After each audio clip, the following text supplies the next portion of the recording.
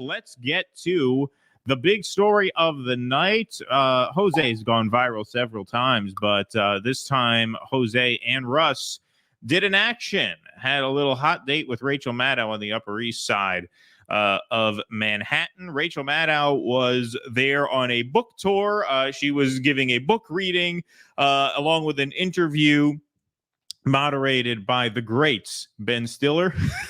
And you want to set up how this went? I mean, Ben Stiller. Most of you guys have already seen the video. There are two videos, really, but Russell cut in some other stuff.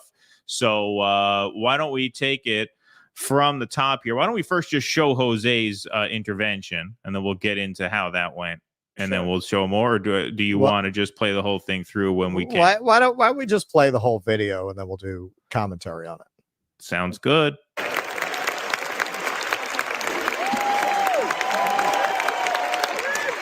I have a television show, which I know technically is sort of like public speaking, but I can't see anybody's face when I do that. So you're freaking me out.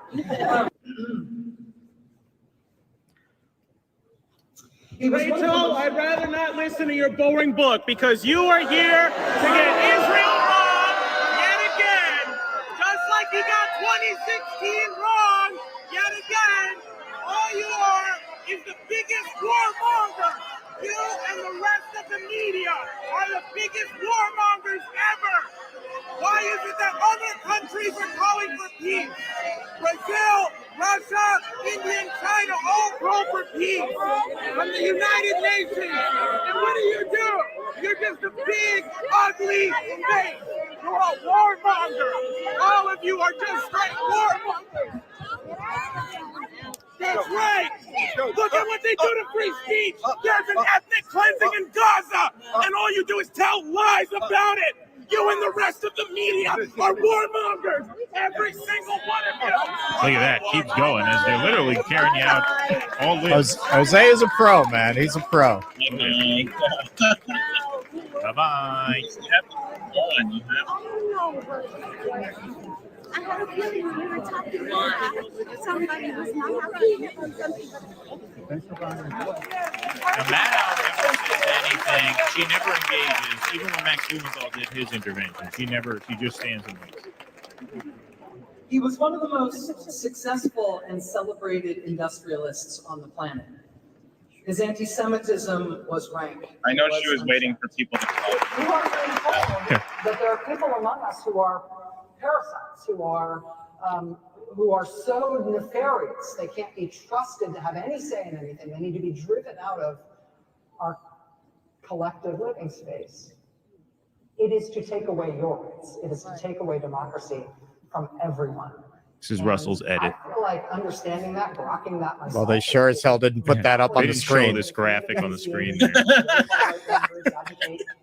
Well, she's unironically talking about how when you other people, it's a preamble to taking away your rights. Like, this is what I mean. She's feeding them exactly what they want. I'm good at arguing against bad political projects. I'm less good at arguing against people who scare me.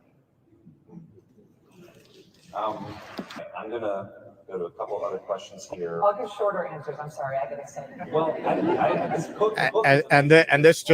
this is where I decided to interrupt very shortly after, because it just turns into, how do you do what you do, Rachel? Right. You know, you're so amazing. What's your process? It went to that. Rachel, would you consider Benjamin Netanyahu an authoritarian foreign leader? Sit down. Can you please answer that? We're not here to. Would you consider Netanyahu a dangerous authoritarian foreign leader? Will you answer that? Will you stand up for the Muslim anchors at MSNBC who have been taken off the air?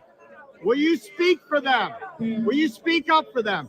What do you call a country that bombs people in a hospital? Is that fascism?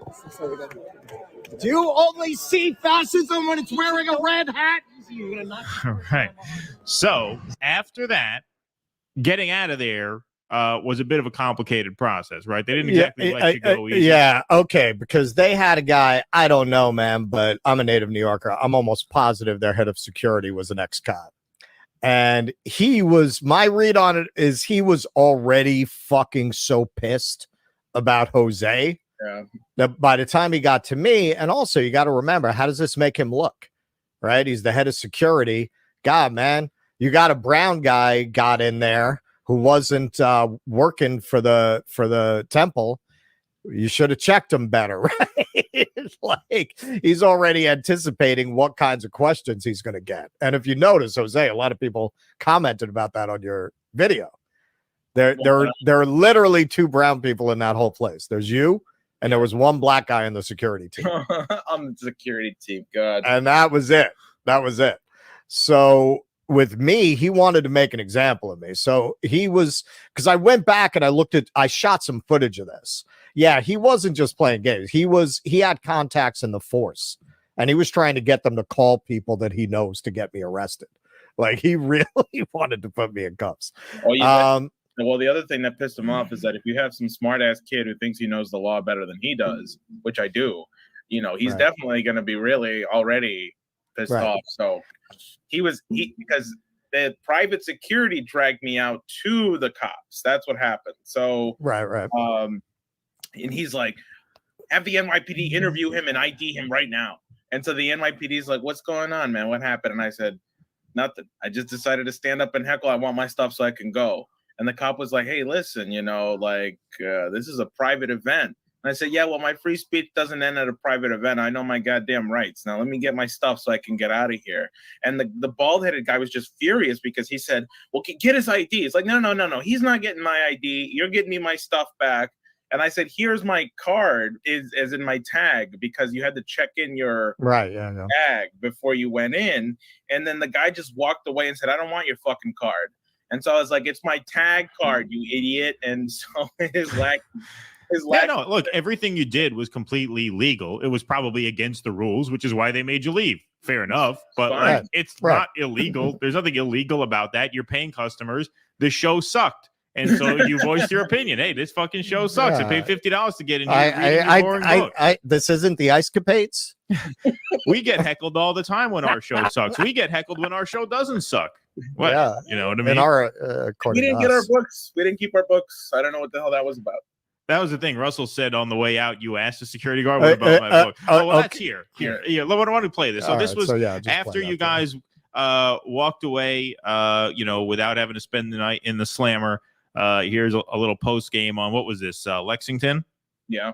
Walking down Lexington Avenue. Right by Hunter College. All right, so somebody's saying in there, Russ donning the shit lib disguise, you're right.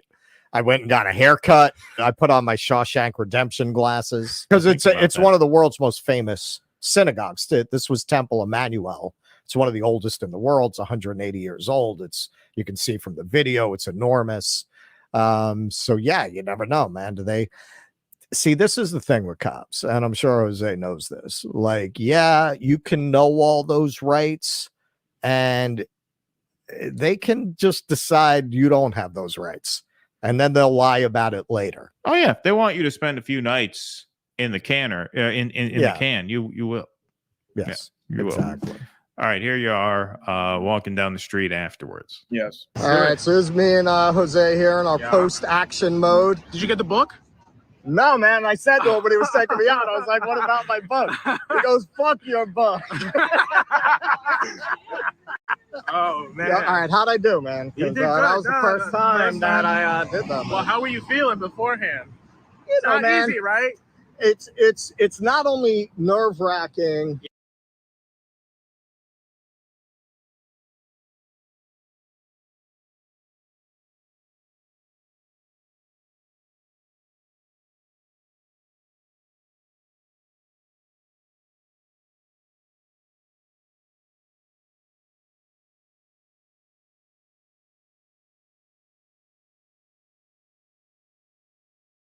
Sanders impression right now because I want to get into this right now. What does it even matter?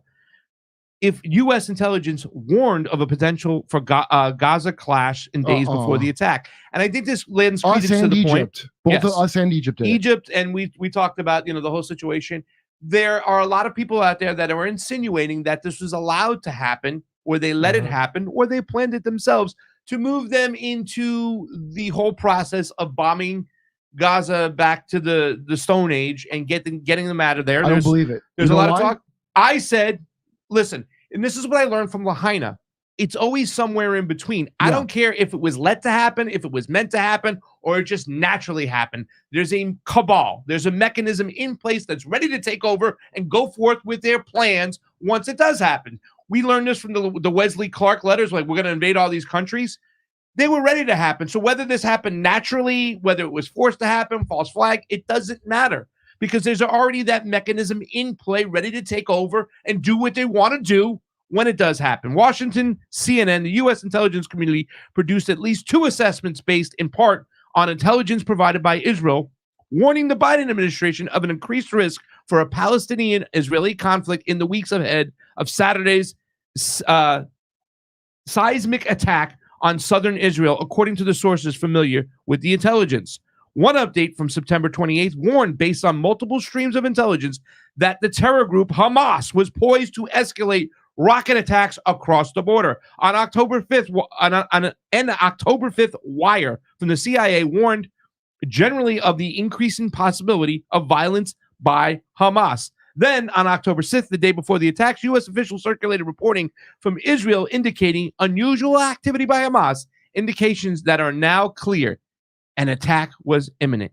So, my question to the Due Dissonance boys is from Bernie Sanders. What does it even matter? Because I also see this video. I didn't bring it today.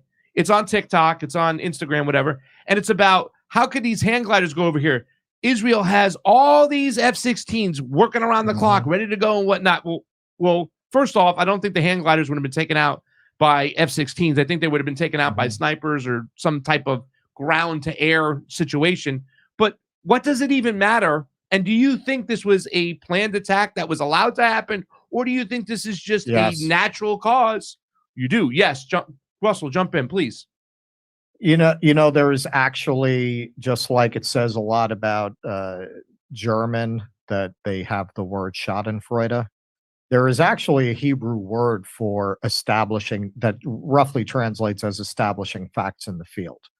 If you look at the history of the Palestinians in that region, everyone, I think, has seen the map. It's been going around a lot of how their territory has shrunk and shrunk and shrunk and shrunk.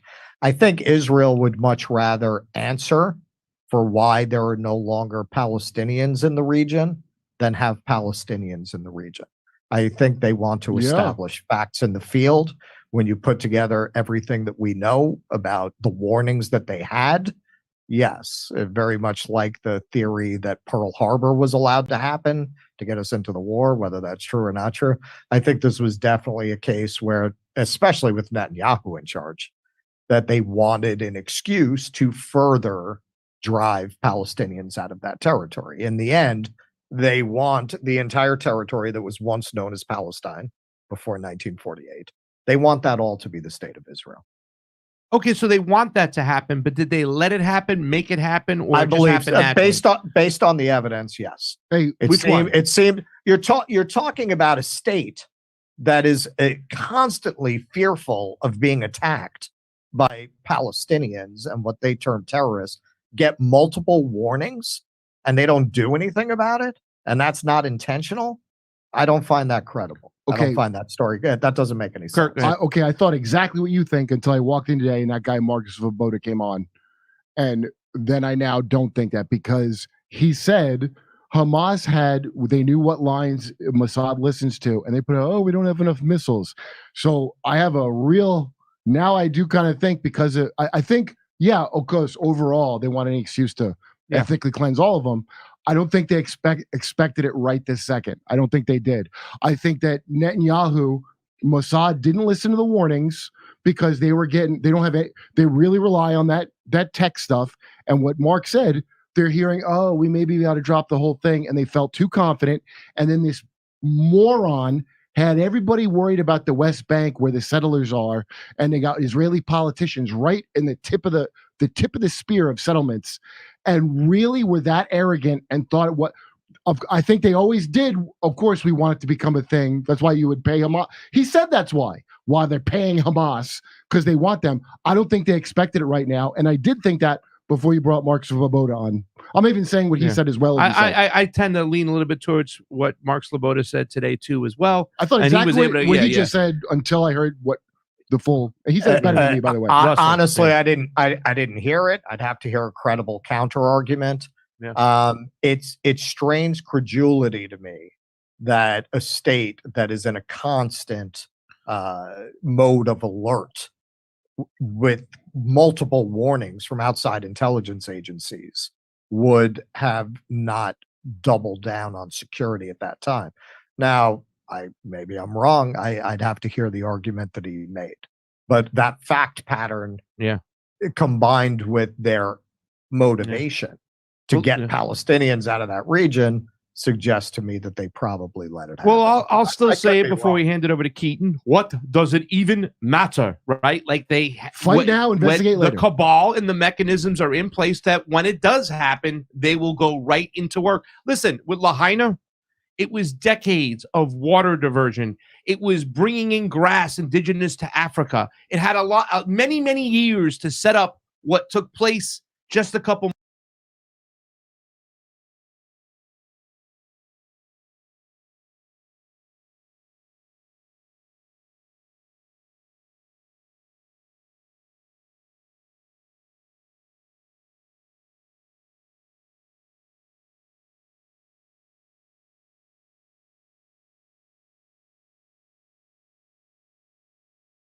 All this time, what is on your radar today? We'll see if you still feel that way after I'm done. All right, here we go. Ben Collins is a reporter for NBC News who specializes in coverage of disinformation and extremism, particularly on social media. His work has earned him many plaudits, including a 2023 Walter Cronkite Award for Excellence in Television Political Journalism.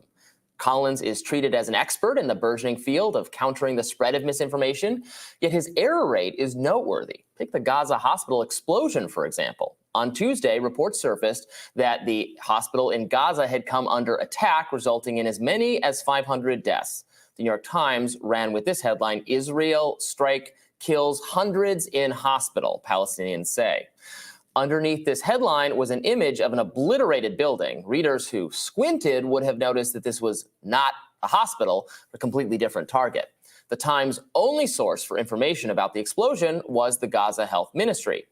Mainstream reporting noted that Palestinian authorities laid the blame squarely on an Israeli airstrike. Now, subsequent intelligence reports from both Israel and the U.S. provide somewhat compelling evidence that the hospital was most probably struck by Palestinian Islamic Jihad, a terrorist group. Did Collins soberly wait for these facts to come in?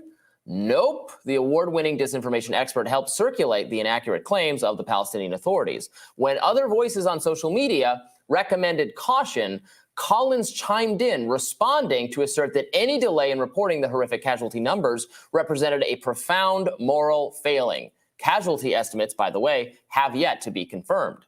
Now, in theory, the confusion surrounding the hospital explosion is a great topic for a self-described disinformation reporter.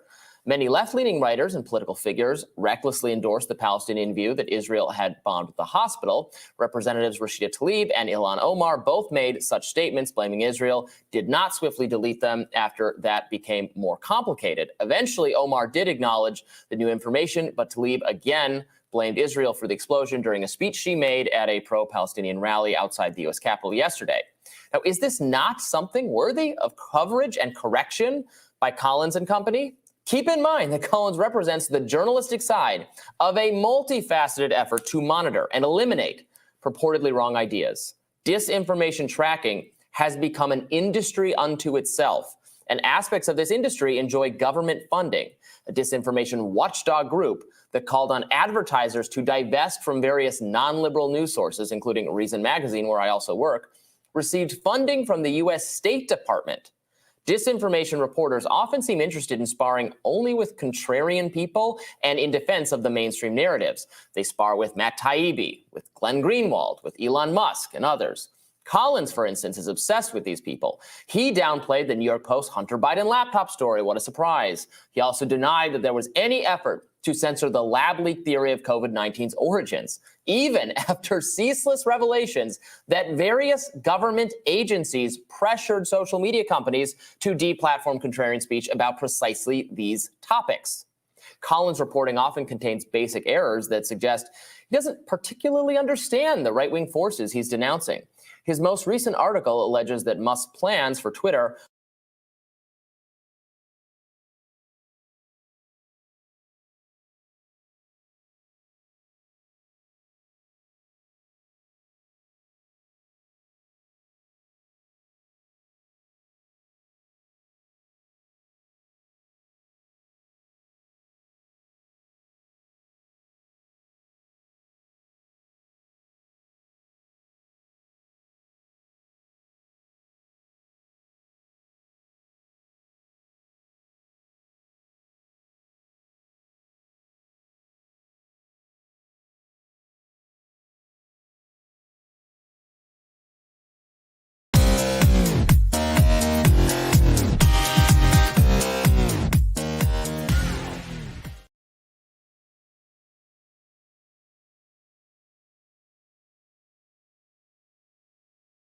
by Israel's Special Envoy for Anti-Semitism, Michal Kotler-Wunsch. Thank you so much for coming in.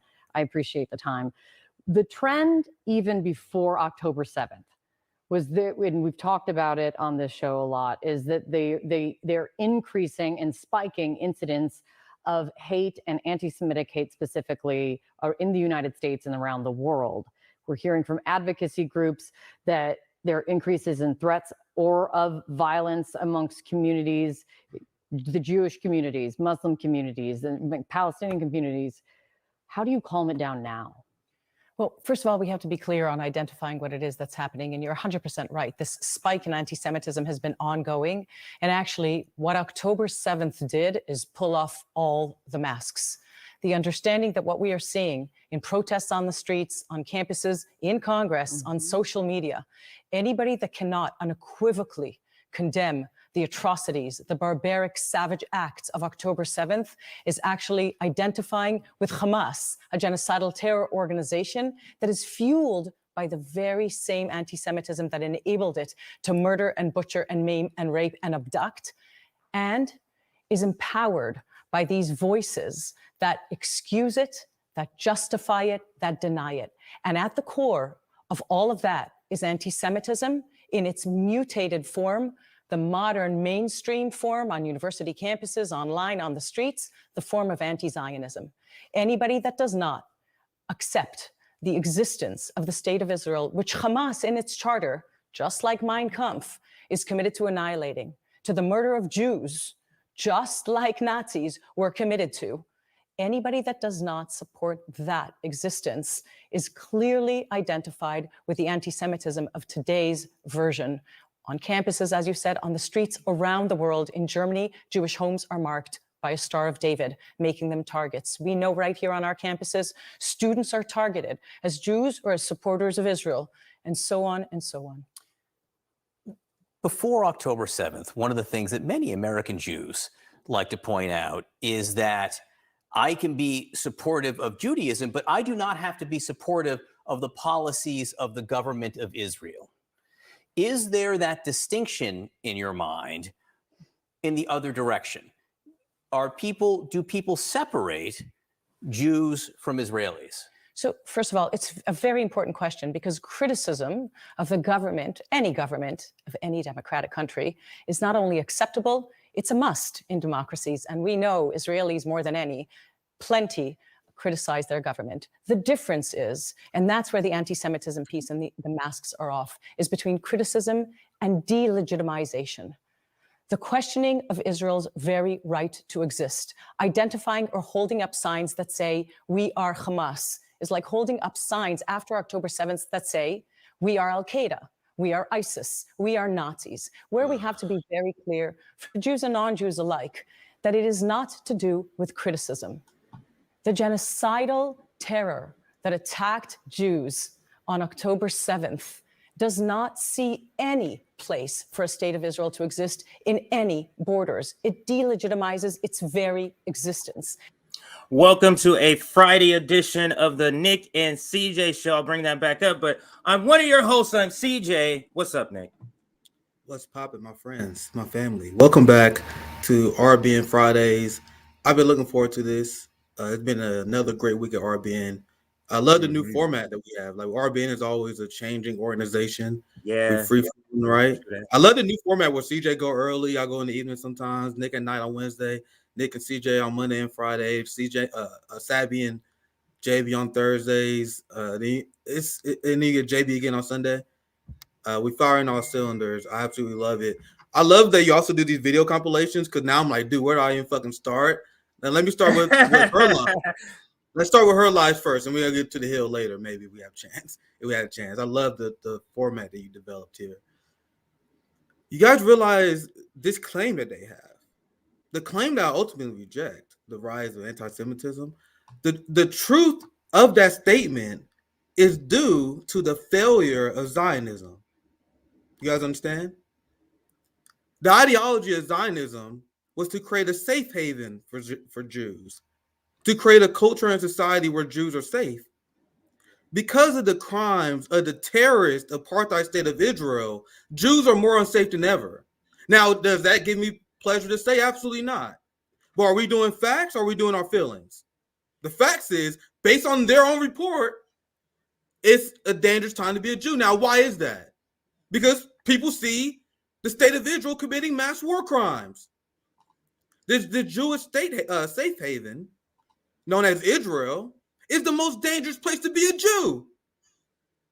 Because the people who resist the terrorist state of Israel don't view them as civilians, considering the fact that every single Israeli had to join the IDF and commit war crimes in their life, or they'd be stuck in a cage. That's the question I ask that get me in trouble. What's a civilian when you got a militarized state where there's a mandatory military service? You know, CJ, I asked that question quite a few times. No one ever responded in a pro-IDF Israel way. Yeah, I'm not hiding my positions. And CJ, I know I like to start my show with the monologue. Feel free to cut me off anytime. But I want to just back up a few things you showed me earlier. Right? Yeah, go ahead. Actually, before I get to this receipt, talking about how Israel is a terrorist state, not Hamas, let me show you guys this because there's so much to cover there. But you guys see how she said, how she stresses the offensive use of accusing people of being anti-Semitic, right? Now, due to the amazing people at Hotspot who share amazing receipts, they also help me edit my videos if you guys didn't know. They shared this video of a former Mossad agent explaining how they use anti-Semitism as a propaganda technique. So let's play this video just in response to CJ. Feel free to interrupt anytime. I'm loving this. I'm loving this. I'm loving this. Let's go. I know what they do because I used to ask them to do it. I mean, when I was in the Mossad and we had a guy that gave us problems in the U.S. and he was speaking out and he was talking like Pete talked once and said, Israel is bombing Lebanon with cluster bombs. We say, hey, who's that guy? You know, Pete Makaki, we used to call him. Yeah, which is Pete the cockroach. Because he makes a lot of noise and you can't get rid of him. So what you do is you get in touch with a guy in the station in New York or in the station in Washington. You say, tell the guys at Bnei B'rith to label him. Label them. And of course the campaign starts, and before you know it, the guy's labeled. And he's an anti-Semite. Because that's what we say he is. And that's one thing you cannot wash. Now, it shames me as a Jew to tell you that. But that's the fact. And it's wrong. Do you guys know how fucking furious I would be? I'm furious I'm not a Jew. But you guys know how furious I would be if they weaponized anti-Black struggle as a way to silence people fighting colonialization, imperialism? That is absurd. Now you guys know why hundreds and hundreds of Jews marched at the Capitol? If you're not Jewish, you're not speaking out on the state of Israel, you are doing more harm to your Jewish community than anyone else. Anyone else. You got Sarah Silverman in the Jewish community tweeting unhinged shit. justifying war crimes using the justification that they committing war crimes against terrorists and their children, ignoring the fact that the majority of Gaza are teenagers or children. But we gotta starve them, give them no fuel, no electricity, because they're fucking terrorists. And I've been saying this with my fucking chest, CJ, since this thing started. And you know how many invites I got from the Hill to talk about this? Not one. How many invites I got from Breaking Point to talk about this? I mean, I'm getting these tweets are getting thousands of likes, fam. Like this one right here, 1,400 likes. What I'm saying right here, I said what the corporate media and their shills will never tell you. Hamas is not the terrorist group. We're the only motherfuckers got the balls to say that. I'm not gonna name names, but there are people I like who I've seen that. I can see Hamas is terrorist. Blah, blah. Yeah. Get the fuck out of here, man.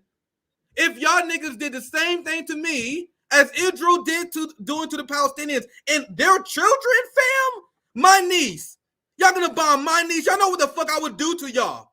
Do y'all have any understanding what I would do to this state if y'all bomb my niece, who's 8 years old, fam? My cousin had a newborn child.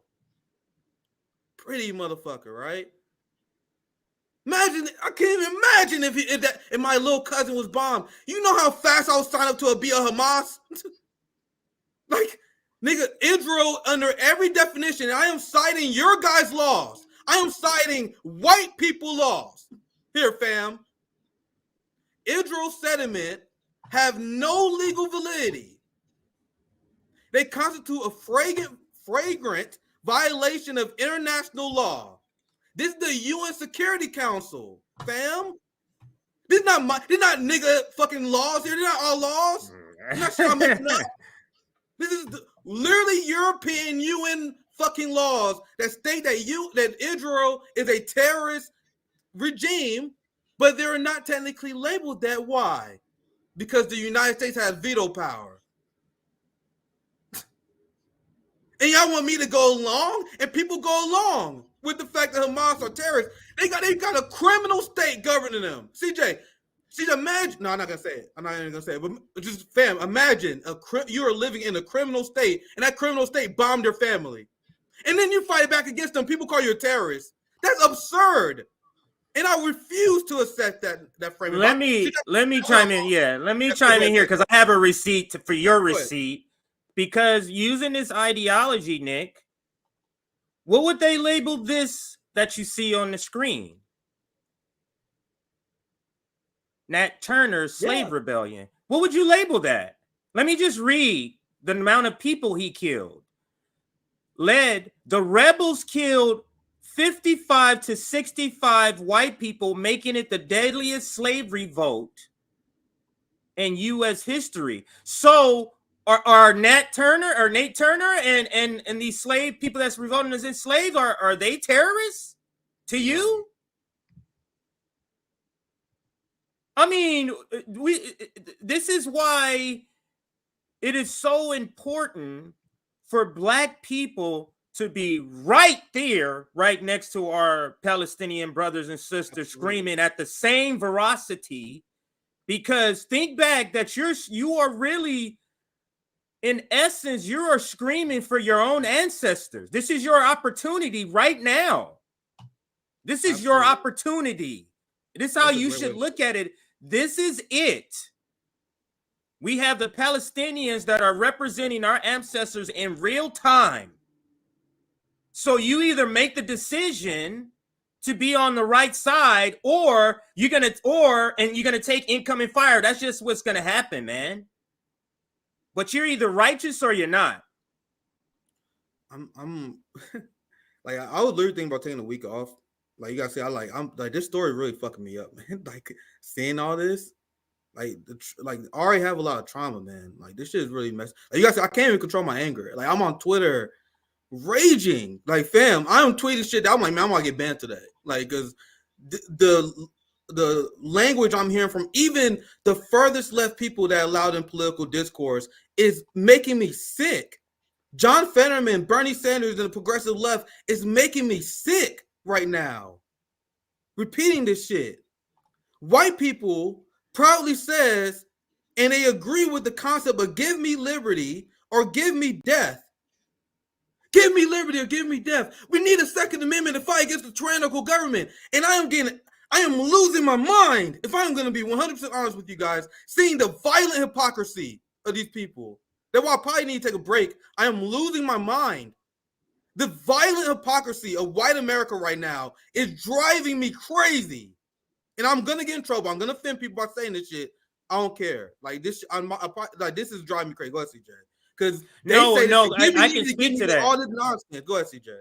I can speak to that. This is the reason why Nick. Well, one, you don't see me this the last 24 hours online that much because my phone again. I got a new phone and now that phone's not working.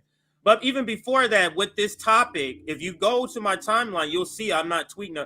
I literally can't listen to this nonsense that people are trying to convince people of. I literally can't. I can only listen to it enough to where I can report. Like sometimes, Nick, I save the clip until the stream, so I can only see this shit once because I ain't got time to see this nonsense. You get what I'm saying? Got time to see this fucking bullshit that people are saying. But just to get back to what you were saying, to kind of piggyback on what you're saying, and really just this whole little introductory,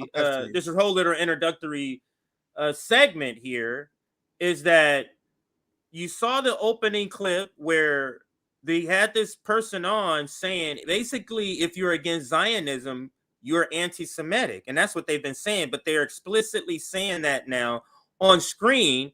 And that what was going on CNN, Nick, explains this video and the name of this segment. This is why they're called a genocidal supporter. Look who you just had. Like, Nick, I had this segment just with this clip. Then I go just watching the news and I'm like, oh, this is perfect right here just to show the evidence. I showed you the evidence first. Now let me show you the results of perpetuating such a lie when you actually get on the ground with real people that ain't about this bullshit. Journalists gathered here because this is kind of where the clashes happens. So, all right. You are genocide supporters. You are not welcome here. Genocide supporters. Fuck CNN. Fuck CNN. Genocide supporters.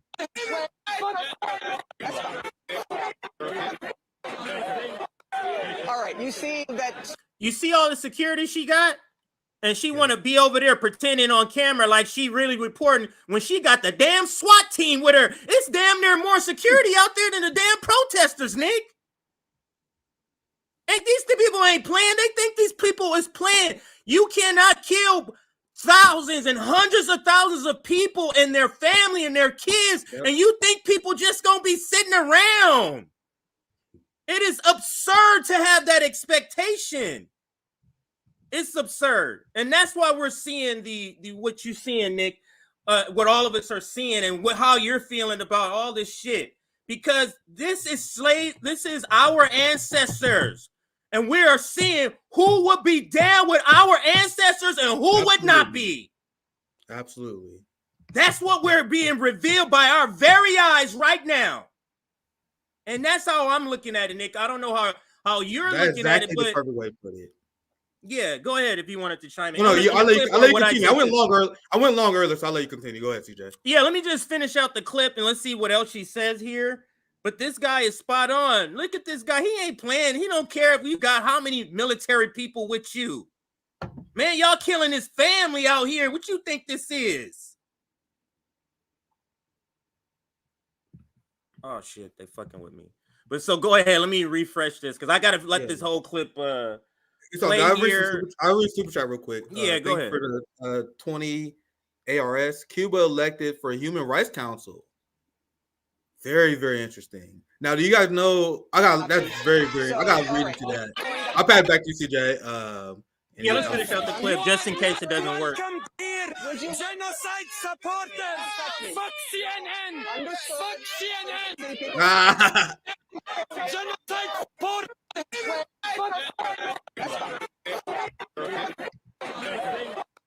All right, you see that people are very angry. They do not like that CNN has been reporting the story. You hear that, but we're fine. They don't like how CNN has reported the story. The heightened fear, anger, I hope they realize frustration with what's happening.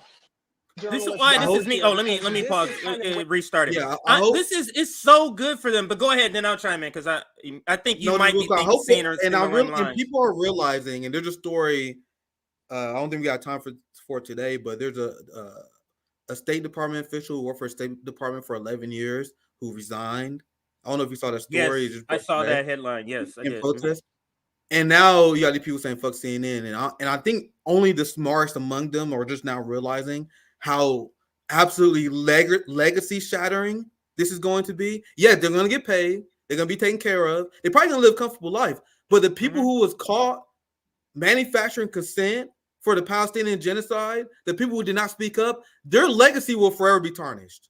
They will be taken care of, and the smartest among them are realizing that. And if you're working for CNN, if you don't see that raw anger, it's gonna be more of that. Like right now, we're still in the live version of the atrocity, CJ. Like usually historically, we understand how bad the atrocity is afterwards. Like right now, we're still in the shock phase. Like there's gonna be a point where people are like, yo, the last number I saw was 3,500 people, Palestinians dead, 1,000 kids, right? So when this shit's done, people are gonna be like, whoa, wait, Sarah Silverman, what do you tweet about being okay with blocking electricity? People have no idea what they're doing to the reputation. No idea. But anyway, go ahead, CJ. I think it's too many people, especially people like Sarah Silverman, who we thought, you know, how people, these people are left, Bill Maher, no, and we like, no, these people are projecting. When the shit hits the fan, you're gonna see where they land, and you see with Sarah Silverman, we're having so many unmasking moments, Nick. I was saying the last 48, it's almost exhausting. But we're having so many unmasking, not like just small, like blips, like 10% shattering, like negative reporting on your support level, like AOC support level is just going down and down, not like small levels, because these are not just minor decisions they're making. Like this is just some random thing and people just gonna forget again. Nah, that's not happening this time. To that point, I was looking for a good time to share this, so I interjected now. Like we had so many receipts today. I'm trying to inject fast ones whenever I get a chance to. I saw this one. Do you guys remember the segment I did only like a week ago? Remember, all these polls are shady and weird, right? I just did a poll not too long ago where these numbers was absurd. It was like 70% of Americans support Israel. Only like 19-20% was based, and the rest of them was unsure. I literally just did that segment. Look at this poll, right? And this also made explain that the other poll was garbage. But I tell you guys this all the time. Like people always say, "Oh well, throw this poll out." I don't like that mentality, to be honest. I remember when I was on the Bernie campaign, people be like, "Oh well, this is bad." You know, corporate media polls are bad. I'm like, who cares? We should assume we down by 10 to 15, right? So even though we know the polls are fucked up, we still should take it as a challenge. Yes, they underpolling the support for free Palestine. Yes, they undermine the support for defund police and Medicare for all. But we still should take the number at face value because that means we got work to do, right? That's my mentality when it comes to polls. So it was 71% last poll, but now you have the majority of independents, a vast majority of independents that said we should not arm Israel. Most Democrats. And you guys see America First is struggling. America First is struggling over there. The populist right is fighting for their lives. The populist right, like America First, but accept Israel. Because Republicans are the only ones who are still falling for this bullshit. Right? So that's my main segment. CJ, you want to chime in? I don't want to keep it long. We can go ahead and close this CNN called Genocidal Supporters. I had to start out with that video, Nick. I thought you would find it interesting how they brought that lady on, and she's basically defining what the new definition of anti-Semitism is, and she's basically trying to train the viewer so they can go out and recite the same new definition. You're against Israel. You think it shouldn't exist. No, you should not exist in my house. You come to my house and steal it, and now I need to give you half my house? Like what is that? Like that doesn't make any sense. So, but anyway, I think we can end it there. We can go to your segment, or I can go to the Cornell. Either one of them is ready. So I'll do the report on Biden's speech. So I'll start. Yeah, we can do that one. Actually, I'll read super chat first, so we don't get too behind. Yeah, for sure. So I read this one. Thank you for the $20. Battle Cossack. Thank you, Janice, for always leaving supportive super chats. We appreciate it. Let's flip the script. Could we all consistently refer to Zionists and their supporters as the anti-Semites? They absolutely are. That's what I've been doing. I was calling Ben Shapiro an anti-Semite on the timeline because Ben Shapiro was tweeting unhinged AIPAC-approved garbage, where he was calling out the Jews who were protesting the slaughter of Palestinians. He was calling them essentially fake Jews. That's what he's saying. He's like, these Jews are useful idiots for Hamas. I'm like, everyone like, bro, you said the most anti-Semitic thing that you could possibly just fucking said. He was saying that if you don't support the state of Israel, essentially you are a fake Jew. That's extremely anti-Semitic. So yeah, Ben Shapiro, funny enough, is the biggest anti-Semite in politics. His raging hate for the Palestinians show that he's anti-Semite because they're Semitic people.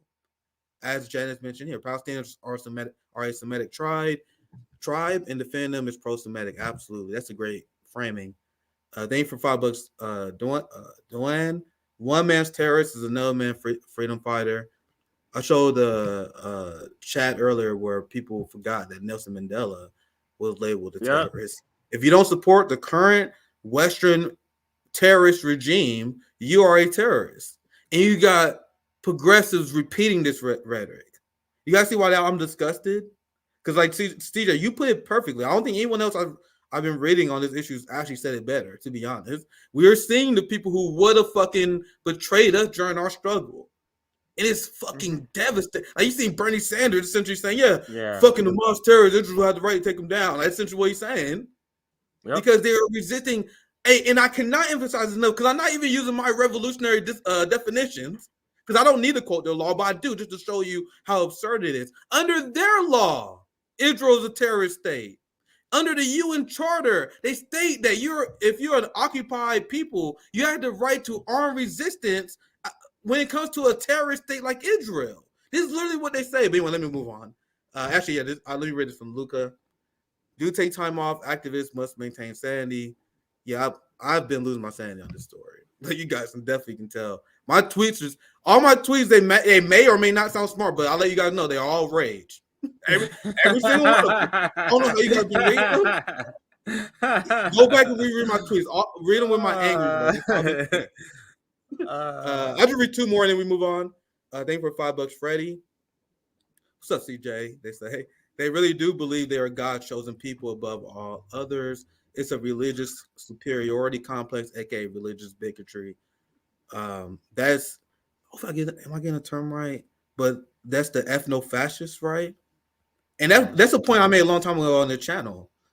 Like, all the things that liberals accuse Trump of being, like the worst thing they accuse him of was being like an ethno-fascist, right?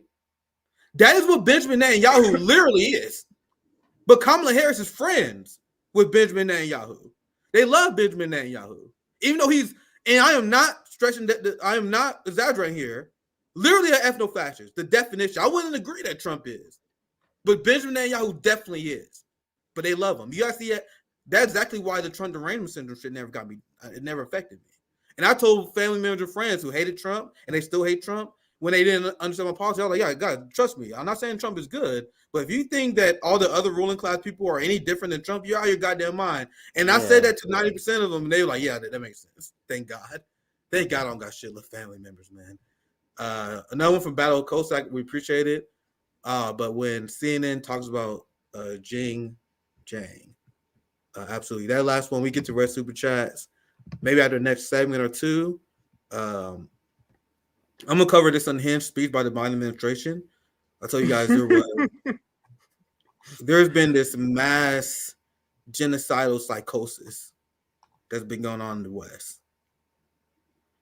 And the Biden administration, just like every single atrocity they help with Israel, they helping cover up the same way they help cover up the Shreno Doakla assassination.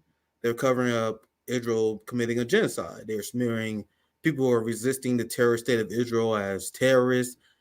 Because if you share what I shared and you explain to people that Israel is out of compliance, that means you will have to default to international law. That means Palestinians are doing their legal right. That's why they don't tell you that.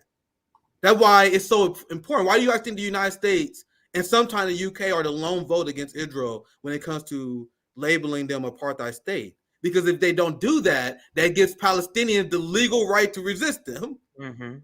Then that same government, the only government in the world that doesn't want to go after Israel, they did say, oh, well, you're a terrorist if you go after these people because they're not criminal. Because we say so. You guys see why I'm going crazy? You guys see how this is very easy shit to understand, but a lot of people are missing? A lot of people who got college degrees, for example, a lot of people who have maybe 20, 30 IQ points more than me, they don't understand this very basic shit. I don't believe it. I just think they're doing their job as white colonizers. They're doing their civil duty to the genocidal regime the same way their grandparents did, right? So Biden gave this speech that was universally praised by war criminals. I mean, if you look at Fox News, they had a hard time trying to criticize Biden after his speech because he gave a speech that fucking Dick Cheney would be proud of. They were like, yeah, he sounds tough now, CJ. He sounds tough, but what about Iran? He refused to steal more money from Iran. Yeah, they kept bringing out Iran. I don't have time to see all the coverage, but dude, Fox News was struggling to find a right-wing criticism for Biden after this speech. Because this motherfucker gave probably one of the most unhinged speeches I ever heard in my life. Let's just watch a little bit of it. It's 15 minutes. I'm sure we don't have time to watch all of it. I just want to show you guys that we don't have to interrupt that much unless you want to, CJ. I just want to give you maybe a few minutes snapshot of what this speech was like, and then I'll comment afterwards. But my tweet after this speech was, and you guys will pick up on this as well, this is essentially Joe Biden promising to the American people that we will be in a nonstop, never-ending war. Come on, man. Be happy about it, though. Anyway, let's listen. Feel free to interrupt if you want, CJ, but I'm going to just let it play for so people have context. Shock and in deep, deep pain. I also spoke with President Abbas, the Palestinian Authority, and reiterated the terrorist group Hamas unleashed pure, unadulterated evil in the world. But sadly, the Jewish people know perhaps better than anyone that there is no limit to the depravity of people when they want to inflict pain on others. I want you guys to know how much you call Hamas terrorists. I saw people who were strong, determined, resilient, and also angry, in shock and in deep, deep pain. I also spoke with President Abbas, the Palestinian Authority, and reiterated the United States remains committed to the Palestinian people's right to dignity and to self-determination. The actions of Hamas... So when they say that, they are saying die politely. I want you guys to understand that. Terrorists don't take that right away. Like so many other, I'm heartbroken by the tragic loss of Palestinian life, including the explosion at the hospital in Gaza, which was not done by the Israelis. We mourn every innocent life. He had to throw that part in there. Just had to throw some genocide denial in there. Like this, man, the IDF literally warned the hospital multiple times they were going to bomb the hospital. They bombed the hospital last week. They said they're going to continue to bomb hospitals, and they bombed another hospital. But they didn't bomb this hospital? Anyone who believes that is the dumbest person in politics. Anyone who believes anything that Israel says after their track record of lies are the dumbest people in politics or willful tools of genocide. Yes. Lost. We can't ignore the humanity of innocent Palestinians who only want to live in peace and have an opportunity. You know, the assault on Israel echoes nearly 20 months of war, tragedy, and brutality inflicted on the people of Ukraine, people that were very badly hurt since Putin launched his all-out invasion. We've not forgotten the mass graves. Bro, his ability to switch to Ukraine from Israel, Palestine on a dime was insanity to me. Anyway, let's continue. Found bearing signs of torture, rape used as a weapon by the Russians, and thousands of Ukrainian children forcibly taken into Russia, stolen from their parents. It's sick. Hamas and Putin represent different threats, but they share this in common. They both want to completely annihilate a neighboring democracy, completely. Oh, Jesus fucking Christ, fam. So he said that Hamas, and this is the thesis of his speech, is that Hamas and Putin are the same. They're evil, right? Because there's some liberals that are starting to feel sympathetic towards Palestinians, CJ. So the Democratic Party decided to take advantage of the extreme Russia xenophobia and try to tie the two together. They wanted people to hate the Russians to start hating the Palestinians the same way they hate the Russians because it's not as effective. The anti-Palestinian propaganda has not been effective. We show you guys polls. We go on how Democrats feel on this now. So it's so disgusting. So let me say this, and let me show you this. Oh shit, I lost it. But where Biden essentially says that Hamas and Putin are the same evil. There you go. Biden said U.S. holds war together as he condemns Putin and Hamas. And you guys see, this is a strategy he uses where he said they are the same evil. They want to destroy democracy. For one, Ukraine is not a democracy. Apartheid states, by definition, are not democracies. Ukraine banned opposition parties. They banned opposition media. They banned the ability for workers to collectively bargain. War is peace. Freedom is slavery. Ignorance is strength. This is the shit we were being told by our leaders. You guys see why I'm going crazy? And then you connect the evil between Hamas and Putin together. And I want to show this MSNBC clip, but I'll make sure I don't go too long here. Because they do the same thing. I'm good on time. If you're worried about me, I'm good on time. So I'm good. I'm good on time. Yeah. Yeah. I'm thinking out loud how I'm gonna do this. Yeah, I was just thinking out loud how I'm gonna do this segment.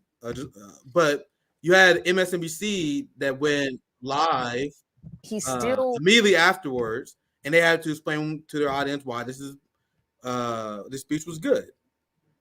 And the biggest thing they hit on is connecting Hamas and Putin. Making the struggle seem relatively the same. And even Joy-Ann Reid was like, that's kind of weird for you guys to try and make these issues seem similar when they're not. Now, let me explain to you guys what the primary similarities between the struggle with Hamas and struggle with Russia and Putin. In Ukraine, you have the fascist Nazis in Ukraine that was sponsored by the United States who wanted to commit an ethnic cleansing against the ethnic Russians and Romani people. So they were sponsored by the West in order to accomplish this. This is the goal of the Azov regime. In Israel, they were sponsored by the United States in order to commit an ethnic cleansing on the Palestinian people. It sounds like these scenarios are pretty similar, huh? Just not quite in the way that they are saying it, right? The only thing that these scenarios have in they're similar to each other in, is that the United States support the far-right fascists who want to commit an ethnic cleansing in their territory. That's the only thing they have in common. But I'll play just a few more minutes of the speech and I get to the MSNBC clip where they kind of talk about this. And I was surprised that Joy-Ann Reid was one of the few people smart enough to point that out. Like, yo, it's actually kind of weird to say that these are kind of similar conflicts. But anyway. Annihilated. Hamas' stated purpose for existing is the destruction of the state of Israel and the murder of Jewish people. Hamas does not represent the Palestinian people. Hamas uses Palestinian civilians as human shields, and innocent Palestinian families are suffering greatly because of them. Meanwhile, Putin denies Ukraine has or ever had real statehood. He claims the Soviet Union created Ukraine. And just 2 weeks ago, he told the world that if the United States and our allies withdraw, and if the United States withdraw, our allies will as well, military support for Ukraine would have, quote, a week left to live, but we're not withdrawing.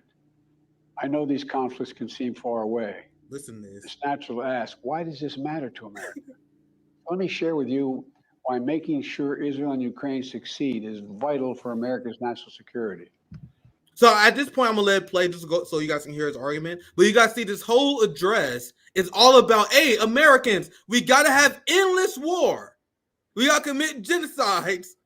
We got to have endless conflict because now we got all the money to do this, CJ. But before I let it play and let it continue, I want you guys to just hear his argument before I get to the next segment. Anything you want to chime in with, CJ, before I continue? No, you can play it because I did see this and somebody made the comment. I put it up. It almost felt like this guy was reading directly. He had no idea what he was saying. Yeah, this is directly for and Anthony it feels Blinken. This like is Anthony Blinken yeah, speaking. right. But it seems like the people that's controlling this shit feel like Joe Biden is the perfect candidate that is just mindless and we just insert what we want. He has no ability to critically fight back, critically think and fight back with any sort of ideology at all. He doesn't have that ability, so it's just mush that they put in front of a camera, and that's what we're witnessing. So to that point, you hear the ideology of the deep state, of the people that's really running the country. You're hearing through him what they believe. And they're going to make us believe this, Nick. They're going to make us believe in Ukraine and make us believe in Israel. How is he able, in a democratic society, able to be so sure that they're going to get this money? How are you that sure? Joe Biden? Well, what's happening in the House right now, and with in particular, the 8 people who don't want to vote for Ukraine funding that's holding this shit up. Like, how are you so like sure that they're getting the money? Because this is not a democracy. They're gonna finagle and tell us whatever the fuck they want to tell us to get the money there. They can make up something. We have no idea. They can make some shit up. Oh, it's this thing over here. This is how we're gonna, how we're gonna find money. They failed every audit, Nick. They could have $1 trillion somewhere sitting. We have no idea. So they're gonna get the money if they haven't already given them some money already. But go ahead, Nick, with the rest of this. So the plan is I'm gonna play just a little bit more of this because I want you guys to hear his reasoning. I'm gonna let it play, then I'll chime in afterwards because I think it will. I think he's so crazy he'll speak for himself. And just for the sake of time, we'll let it play for a bit. And then I chose. There's so many segments on corporate news I could have chose regarding their unhinged reaction to the speech, but I chose this MSNBC segment because they brought all the superstars that Jen Psaki, Joanne Reed, Chris Hayes. So I'm like, all right, let me choose this one just to show you guys the general reaction to this unhinged speech by Joe Biden. So let's listen to a little bit more and now move on to the next part of the segment. You know, history has taught us that when terrorists don't pay a price for their terror, when dictators don't pay a price for their aggression, they cause more chaos and death and more destruction. They keep going. And the cost and the threats to America and the world keep rising. So you guys see why we have to reject this Palestinians or terrorist nonsense? We must reject it. He won't limit himself just to Ukraine. Putin's already threatened to remind Poland that their Western land was a gift from Russia. One of his top advisors, a former president of Russia, has called Estonia, Latvia, and Lithuania Russia's Baltic provinces. These are all NATO allies. For 75 years, NATO has kept peace in Europe and has been the cornerstone of American security. And if Putin attacks a NATO ally, we will defend every inch of NATO, which is getting so crazy. I think you guys see how ridiculous this is. We'll have something that we do not seek. Make it clear, we do not seek. We do not seek to have American troops fighting in Russia or fighting against Russia. We just want Ukrainians to die. We know that our allies, and maybe most importantly, our adversaries and competitors are watching. They're watching our response in Ukraine as well. And if we walk away and let Putin erase Ukraine's independence, would-be aggressors around the world would be emboldened to try the same.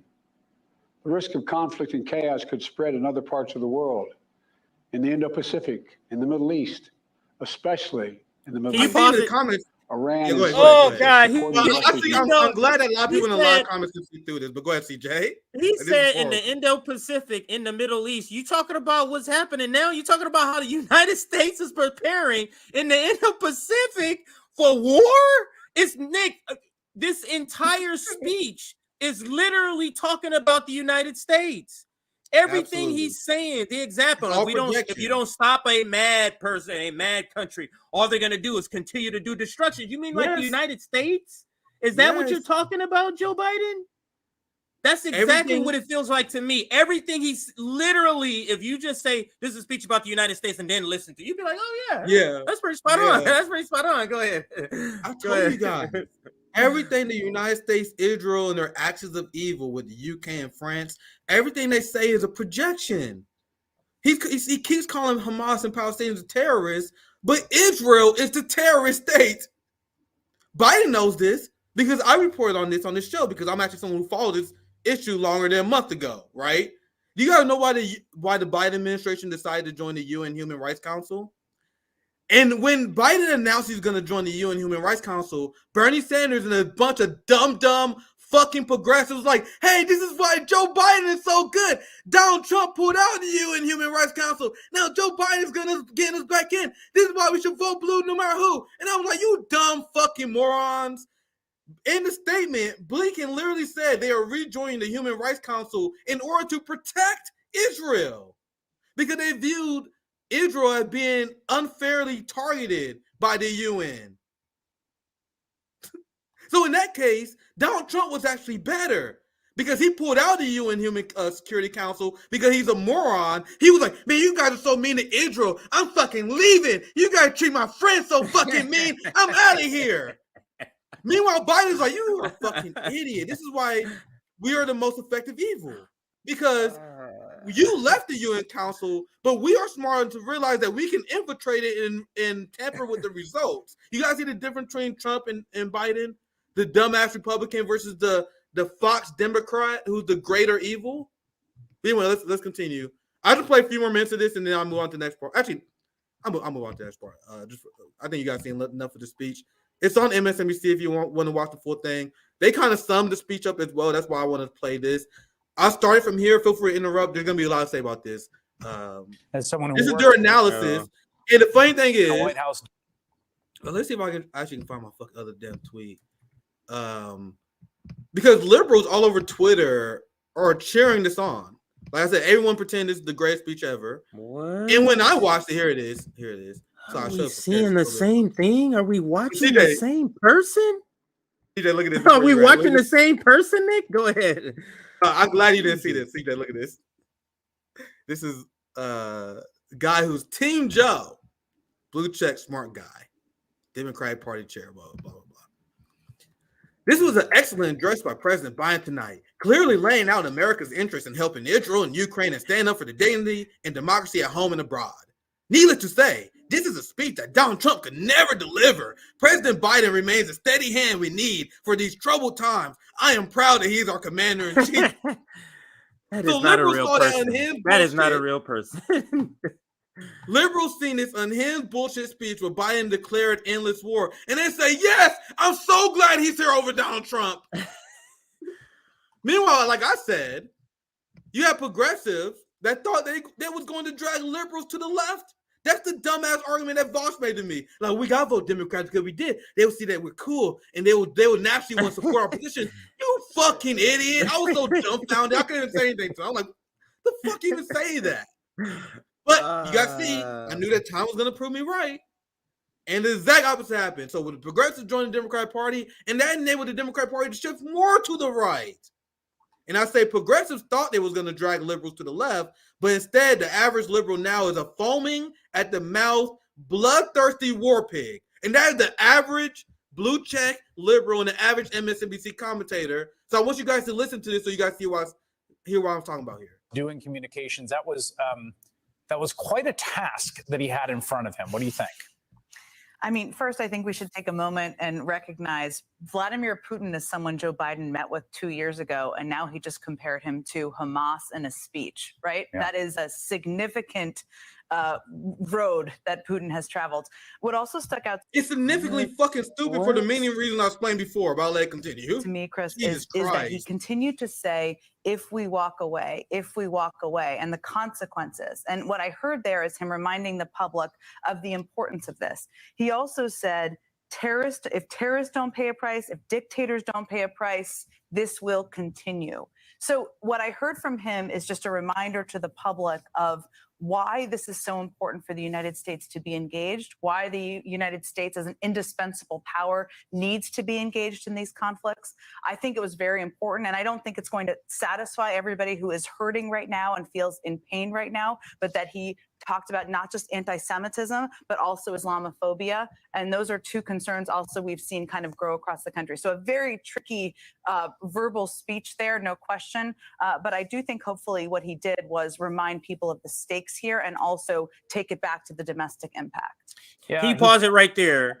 Now, what that first part right there, she has literally described how we're not a democracy. If we're a representative democracy, this is not how it's supposed to go, where people are saying we're done with this, and then you come out and say, no, we're not, and here's why.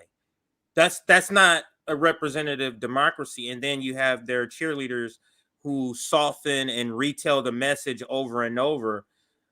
Anyway, I'll leave it there because I can go on, but yeah, let's listen to some more because there's a lot here. I'm I saw a little bit of this afterwards. I think you guys enjoy that, but man, it's hard, isn't it? Let's continue. Yeah, when he was talking domestically about some of the things that we've seen domestically, he talked about Jewish families, and I know.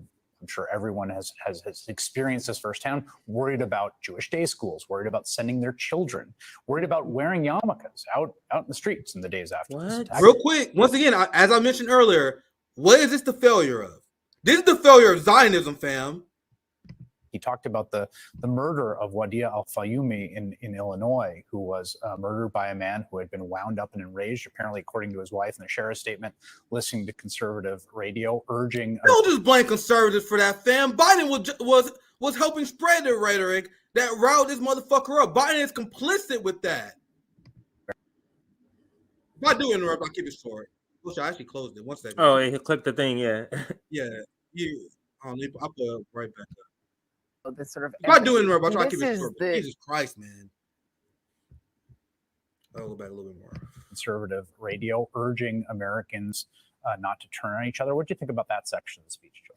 Yeah, and this is the thing that Joe Biden does better than, most politicians, the sort of empathy and being able to relate to and connect to the pain of very different, communities. And I think he did that very well, as Biden does, in talking about the pain of the Jewish community who is terrified. The attacks by Hamas raised these fears that are ancient in some ways, that go back decades. And then at the same time, there's this little boy, this 6-year-old boy, who didn't deserve to pay for that with his life. He's just a child. And you have Muslim and Arab communities who are not just afraid, but they're also angry. And in many instances, they're angry at him.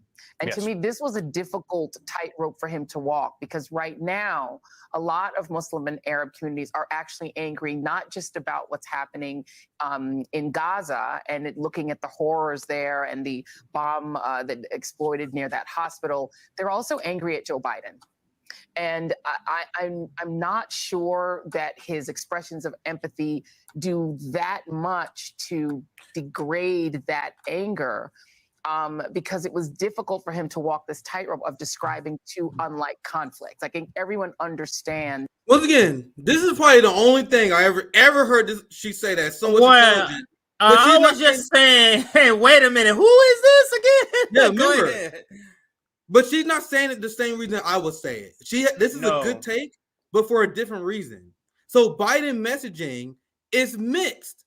He is bullshitting you. He's supporting the genocide of Palestinian people while at the same time trying to pretend he's friends with the Muslim people. He's endangering Jewish people by supporting the violent state of Israel. Meanwhile, at the same time, he's trying to ease people's concerns. You got to see this inherent contradiction of his messaging versus how the White House is responding is what leading to this conflict, Joy. You are so close. Like, surprisingly enough, so close. And she also mentioned in this panel how it's actually kind of weird to compare Hamas and in the Ukraine conflict. I don't know if we got time to get to that point, but she makes that point. Well, I'm like, man, remember that aura of accountability I was talking about earlier? It's like Joy's smart enough to realize that, man, I'm gonna be paid, but this shit not gonna look good on me. As a black woman supporting the genocide, that's why she's allowed to have a rare good take. Because that's how you know that whenever she being a shit lib, she's doing it as a sellout and on purpose. And I don't give none of people benefit out because Joanne Reed, without a doubt, is smarter than me. She pretends This is the reason why they don't like them to go on these live. Not like them, but this is the reason why they're very selective on who goes on these reaction shows, because people don't have the time to send their natural reaction through the filter of the corporate media lens. They don't have the time. So if you can't do it on the fly, depending on the subject, and this is clearly a subject that a person of color, I mean, maybe this reflects good on her. At least it's showing her that she needs time to send her normal reaction through the ringer. Maybe that's it. Maybe this is a good reflection of her, of that. Hopefully we're giving her the benefit of the doubt. That's what we're doing. I'll just play this. We can wrap here soon. I'll just play a few more minutes of this. We won't get to the whole thing, but I'll play a few more minutes and we wrap up. Describing two unlike conflicts. I think everyone understands very clearly what Russia is doing to Ukraine. As he said, describing Ukraine as being, a gift that was given by Russia and that they can take it back at any time, and saying, but these are not unlike, these are unlike conflicts. In the case of Russia and Ukraine, it is a country trying to annihilate a neighboring democracy. In the case of Israel and the Palestinians, this is a conflict taking place within one country and the territories it occupies. Yeah. And so these are not neighboring countries in the Middle East. It is Israel and its occupied territories. It is an internal fight inside that country. And, the issue of occupation was not brought up by President Biden, and it's difficult. They're not the same conflict. Yeah, I mean, I think he did mention, we should say that he mentioned talking to Mahmoud Abbas. Can you pause it right here? Palestinian. Too. And now Jen Psaki, you can see her face. Let me translate what her face is saying and what white establishment says. This is the reason. Now, this is her. This is the reason we can't really trust anybody but white people in these positions.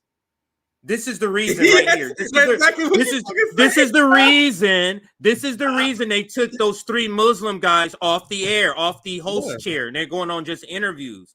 Because when it gets down to real shit like this, the Palestinian fight, where they're about to go in and people are already knows about the genocide, they don't trust, because then y'all might revert. You get what I'm saying? A wild animal will revert back. It don't matter how you at some point, at any instance, they can revert back. And so maybe this is joy reverting back. And this is just another like strike on their thing. Yeah, this is why we don't put a lot of them in the positions of power, because at any point they could say something that's not in line at any point. And that's that face you see Jen Psaki saying, why the fuck did you say that? You should have never said that shit. That's the face that I get from her. But go ahead, Nick, with anything else. Yeah, I see Jen Psaki chimes in one more time. So while we're done, let's hear from Jen Psaki one more time. And then after she's done, we wrap up. I just want to hear what she had to say. Authority, which has no real role in Gaza, controls the West Bank, and saying that he told Mahmoud Abbas that he supports essentially, dignity and the right to self-determination, I believe was the phrase he used, for Palestinians, that Hamas's evil attack do nothing to diminish belief in that rights. But to your point, Joy, and Jen, this is, I think, where the sort of rubber hits the road on both these conflicts is, if you're the best speechmaker in the world, you're taking sides in both of them, and there are American allies, and there's going to be money and weaponry flowing, and it's going to be a fair amount of money, not in the context of the American government's budget. In fact, it's basically a rounding error in the American budget and even in the defense budget, but in sort of sheer dollar. Can you pause it? So Jen, you see how the white guy was able to correct himself? You see how the white guy was able to correct himself live on stream right there? That's what the fear they feel. A lot of black or not non-white people, they don't have that sort of reflexive ability. Not in this, because they've been reprogrammed. You get what I'm saying? They've been reprogrammed. That's why now we know why Chris it's always that. Go ahead. Now we know why Chris said in the state. He knows exactly what he cannot and cannot say. Yeah. I was gonna play the last part. I saw Jen Psaki chime in after this, but this same logic you can use on any of these social programs that we call for that they deem to be extremely far left. Oh, well, we can end on homeless. That'd be a drop in the hat in how much we spend. We should never accept their argument. We should never accept this conversation. No, you work for us.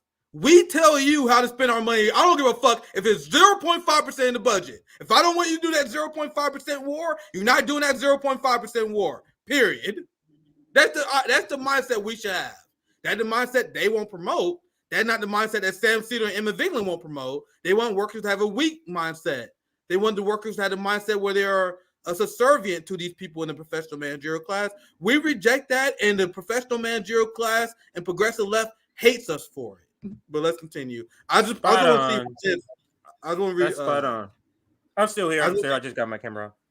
Yeah, it's all good. I will just play Jen response, and then you can do next segment. I got one more. My final segment for today. I'm talking about how young black people not falling for this bullshit. Okay. Anyway, let's continue. Of this, where there's an international audience and the domestic politics, there's a certain amount of straddling that's just not really possible. That is true. And I also think a certain amount of things you can't accomplish in a 15-minute speech.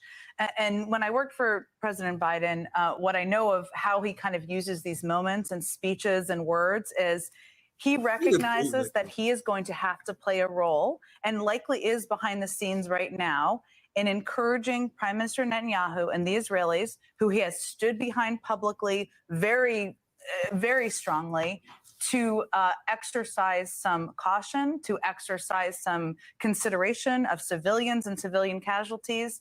He's going to need to use that leverage. That also may mean, and I think likely means, he could not get into details here about occupation or about the history of this conflict, because he is still in a role of playing chief diplomat and the president of the United States. And so as much as people want to hear those words and hear that recognition, I mean, some of these people who are leaving Gaza have been refugees multiple times over, right?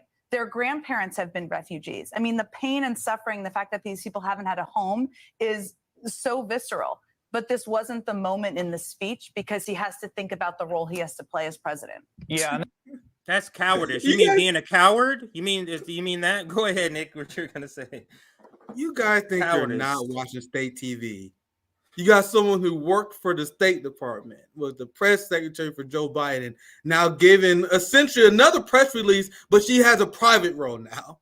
You guys see how why I tell you guys the United States is the most propagandized country in the world? Like, at least China tells you, like, nigga, we're state TV, we're gonna tell you what the state believes. And then the Chinese citizens take that and they process the news with that knowledge. Right? Russia, they have state TV, but Russian citizens process information with that knowledge. The United States, they sell the idea that you're getting independent news. Like, you got a fucking State Department goon as a talking head here, right? And in Russia, by the way, they allow the BBC in. They allow oppositional media in Russia. Russia was like, all right, this is our state media. This is our position from the state. Now you can get the other bullshit if you want, but we can prove them wrong. But people view them as authoritarian, right? But anyway, I'll just read a few more super chats, and then CJ, I'll pass to you for your next segment. Gitan, get ready for that as well. Abiding, always leave super stickers. I appreciate the 99 cents. No one from Dwayne, thank you for $5. Caitlin Johnstone, the powerful Caitlin Johnstone, said the internet doesn't forget. Those on the wrong side of this issue will be held accountable. And fam, I've seen people who say this among my base mutuals on Twitter. I've seen journalists, especially Palestinian and Muslim journalists. They're compiling lists, fam. I've seen someone with a much bigger account than me, like, yeah, I'm screenshotting every single fucking person. Every person that was complicit in the genocide, we will not let you forget. So if you guys don't know what's going on among my circle, this shit is getting documented. All these people, like Sarah Silverman that apologized for the genocide, they are never going to forget. You think the Palestinians are going to let them forget? You think Muslims around the world are going to let these people forget? These screenshots are going to follow these people for the rest of their life. And I'm going to make sure I do my part on that, right? So absolutely. Read a few more here. Thank for $2, Freddy the Fish. Root causes violence, a superiority complex plus power. Well said, Freddie. Thank you for that. We got a few solidarity super stickers. Thank you for $2, Fancy. And another, that pound, I'm not sure, 400 pound from Blue Bay. I couldn't tell what that is. I'm not good with currency, so I try my best. But I appreciate the very generous super sticker, my friend. Thank for the $2. 007 Angela, what a powerful name. You are lucky. My brother and wife are the biggest shit lips. Well, see, I feel bad for that because my people are apolitical. Like most people in my family vote Democrat, but I explained to you before, black people are not Democrats. The black people in my family that vote Democrat do that as a civic duty. You know what I mean? Oh, we're going to vote. Who should we vote for? I don't know. Vote Democrat, I guess. Like that's like my family. So then when I came out as extremely anti-Obama, there wasn't no tension. Like people like, y'all heard you don't like Obama, nigga. What was that? And I'm like, yo, you know he bombed the hospital, then he bombed Libya. I'll tell them, and they're like, oh, damn, I didn't know that, nigga. Fuck Obama, did. That's how my family was. So this the liberal tension that a lot of people have. I never personally experienced. It sounds horrible. But CJ, I pass to you. You can lead this next time. I'll be right back. But yes, sir. You. One more announcement before we get to the story, and that is, make sure you subscribe to our Substack. We're getting very close to where we're going to begin to write actual articles on our Substack. So make sure you get on our Substack for that reason. And then the other reason, the reason we've been using our Substack for up until this point, which is to notify you when we go live, to notify you when we drop clips. This is the best way for you to stay in communication with us.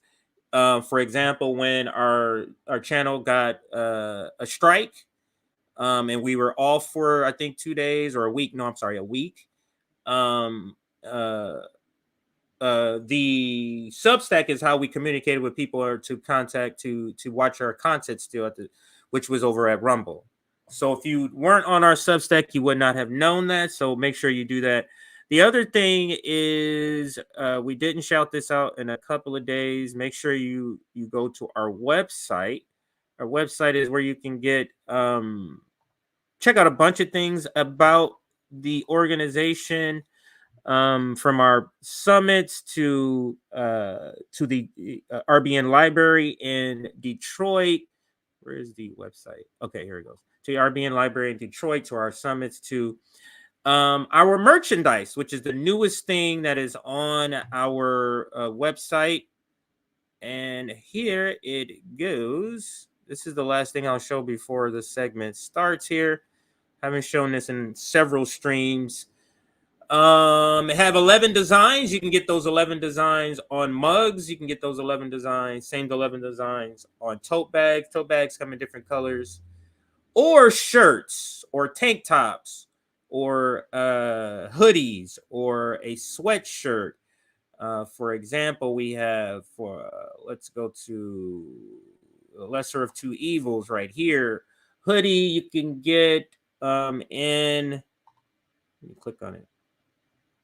You can get it several different colors. There's the gray. There is the powder blue. There's the pink. And there is the yellow. And this is the lesser of the two evils. It says the lesser of the two evils is what got us here. And that is spot on. All right. So you can check that out all on our website. Now, let's get back into the presentation for today. And if you hadn't heard, there's a guy named Harlan Crow. And actually, let me put the banner up before I start speaking here. If you hadn't heard, there's a guy named Harlan Crow. And Harlan Crow is what they call a mega donor, typically for the Republican Party.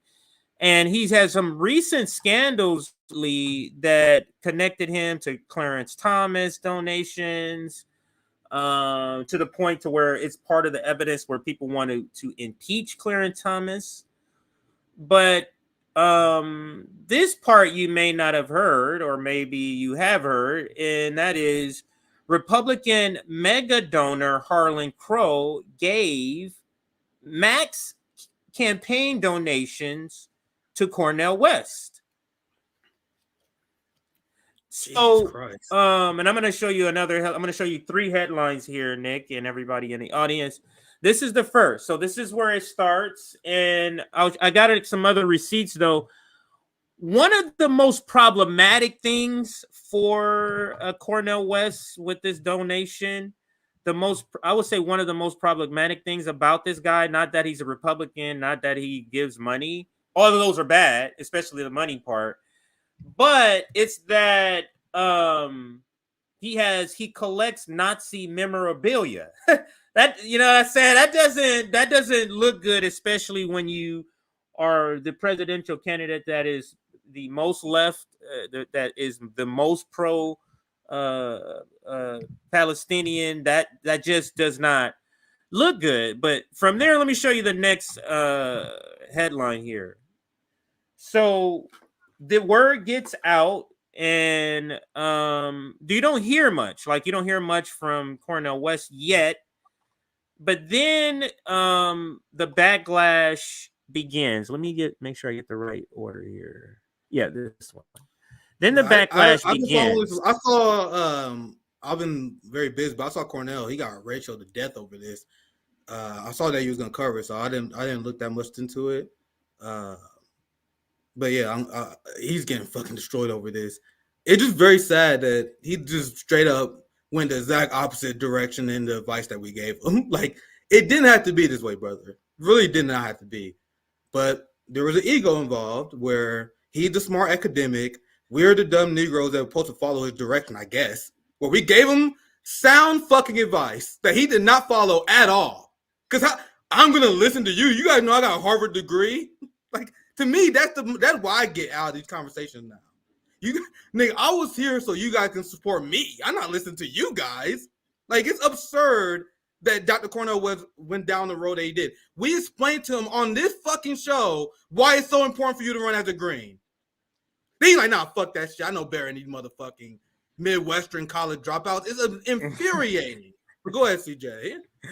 That's the same. You have the same analysis on that point as I do. Now, so, you know, they bring it up and he kind of is defiant. He's not readily saying, yeah, you know, anything bad. He just kind of sends out a tweet. And I'm going to get to his tweets, and maybe that's one of the viral tweets that you're talking about, that he gets ratio.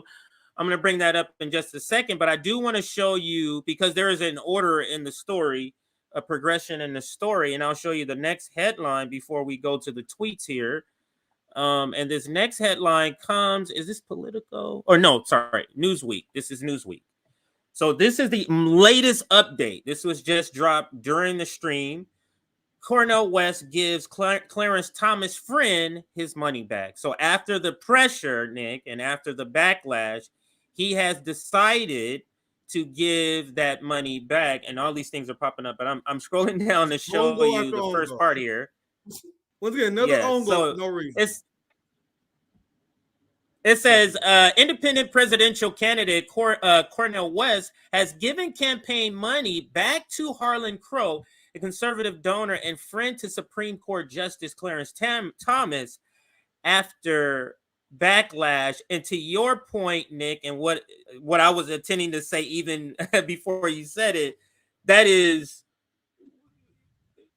Cornel, what it feels like these are intentional sort of bad decisions. This is the thing, though, when he's describing Nick, I'm a jazz man. I ad lib. This is what that I'm starting to get an understanding of what he meant, is that I make several bad decisions and I'm going to try to correct it. And that's what you're going to see that as some sort of confusion, like it's like not consistent. And he actually has said stuff like this before about his support for different candidates in an interview. He's like, yeah, get them all together, it kind of seems inconsistent.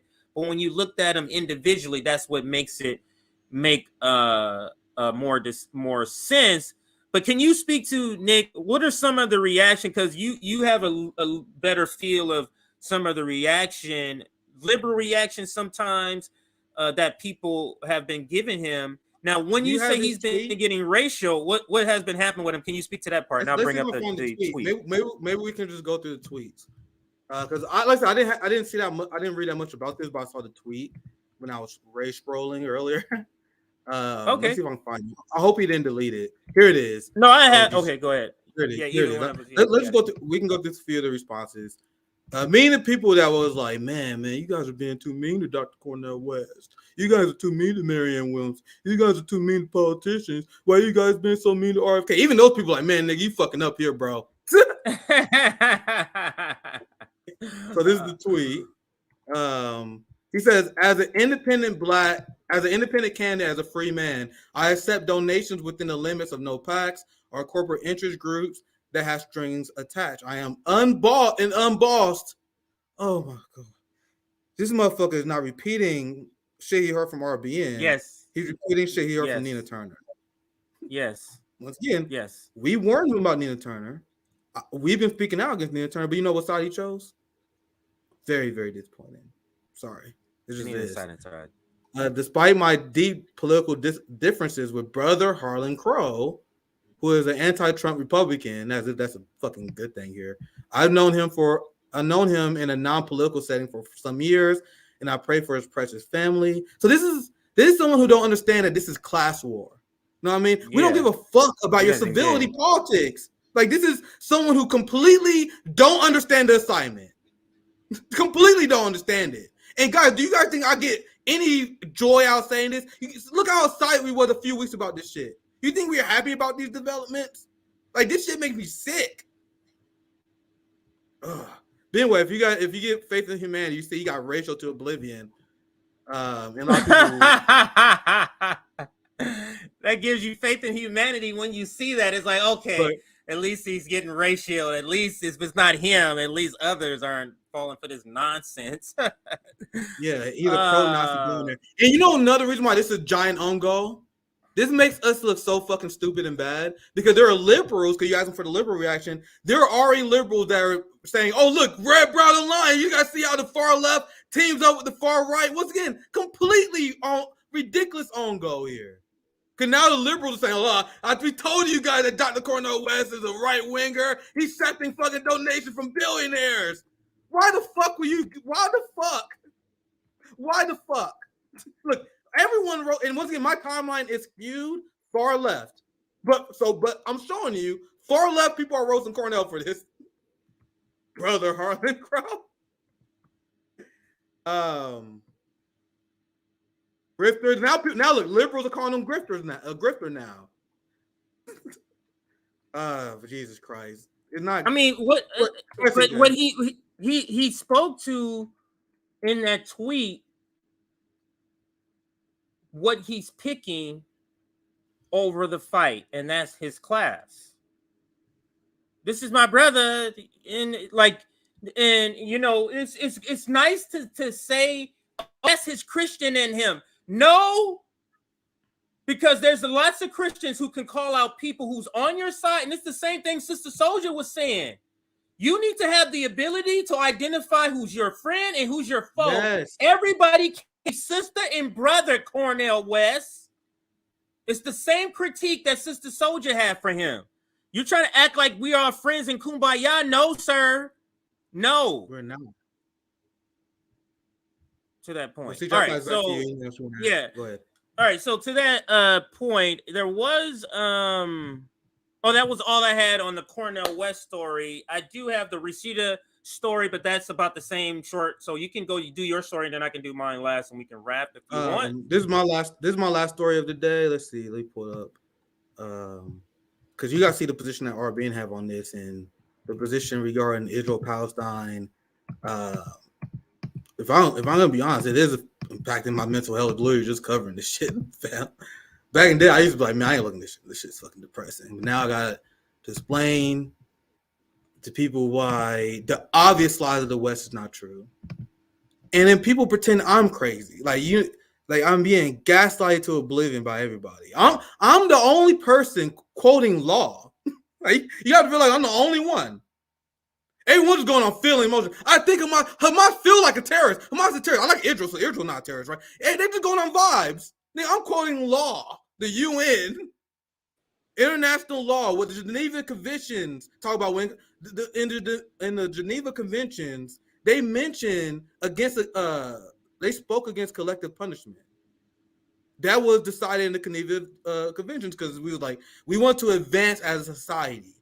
We don't want to be like the previous generation that was kind of barbaric. So let's advance. Let's have the Geneva Conventions and make up rules. Are the rules on heavily enforced books? No, but we want to advance our society, right? So let's make these rules. One of the rules, collective punishment is a war crime.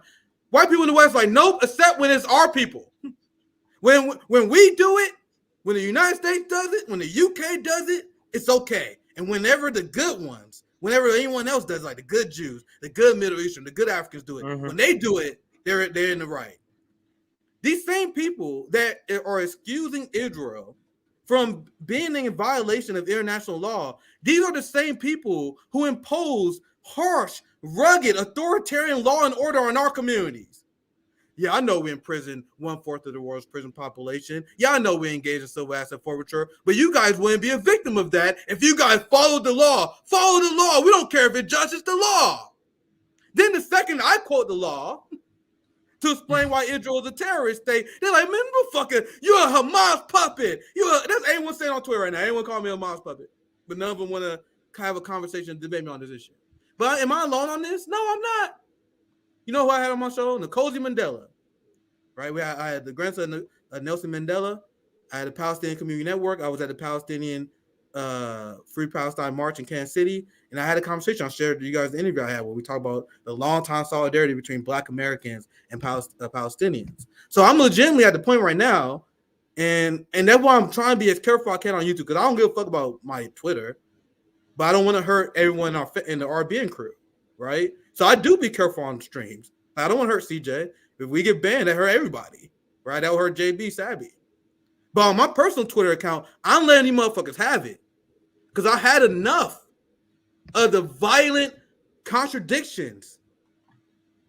There's a story. I probably should pull this up earlier. Let me see if I find it. Harvard professor once student, not to be hired. I wish I searched one, not to be hired. So there are these Harvard students who are protesting the Zionist state of Israel. Man, what did I search for? I want to find this. And Harvard professors are writing this letter and saying, oh, here it is, from the Wall Street Journal. Don't hire my anti-Semitic law students. So Harvard students are speaking out against this criminal terrorist regime known as Israel and the Palestine genocide. And now professors at Harvard are trying to do everything they can to block their economic and financial success in retaliation. Do you guys know how fucking crazy this is? If you guys don't, let me propose another scenario for you guys. Have you guys ever seen this headline where professors say, do not hire my anti-Black students? Don't hire my anti-immigrant students. Don't hire my anti-Muslim students. Don't hire my students that want to go to war with China. No. I never ever seen a professor send a letter out. Imagine a professor in Alabama, right, was like, do not hire any of these white supremacist students, right? That's never happened. But the professor is trying to blacklist Harvard students for standing for what's right. And who are these Harvard students, CJ? Now, a lot of them are Jewish, because young Jewish people don't fuck with this. The same way that Black people don't fuck with this. So you have white liberals who are trying to destroy Black people who are standing up for our Palestinian brothers and sisters. Once again, do you guys think that there are white conservatives in Harvard doing this? Who do you guys think these students they're talking about? To be fair, I've seen a lot of Jewish Harvard protesters, but also a lot of these motherfuckers are Black. Because that's what we do. We don't stand for this shit. We will never feel ashamed of our support of the Palestinian people. We will never be harassed into silence. Black student organizers at Harvard are being attacked by Zionist and right-wing forces for their support of Palestine. Their faces are being shown on trucks around campus, accusing them of being anti-Semites. But despite these efforts to derail their organizing, they say they will not be deterred. We resolutely stand in solidarity with the Palestinian resistance against the apartheid state that is Israel. It is genocide of the Palestinian people right now. Shamefully, it is primarily Black and Arab students that are facing the brunt of these racist attacks. But none of that changes our solidarity with Palestine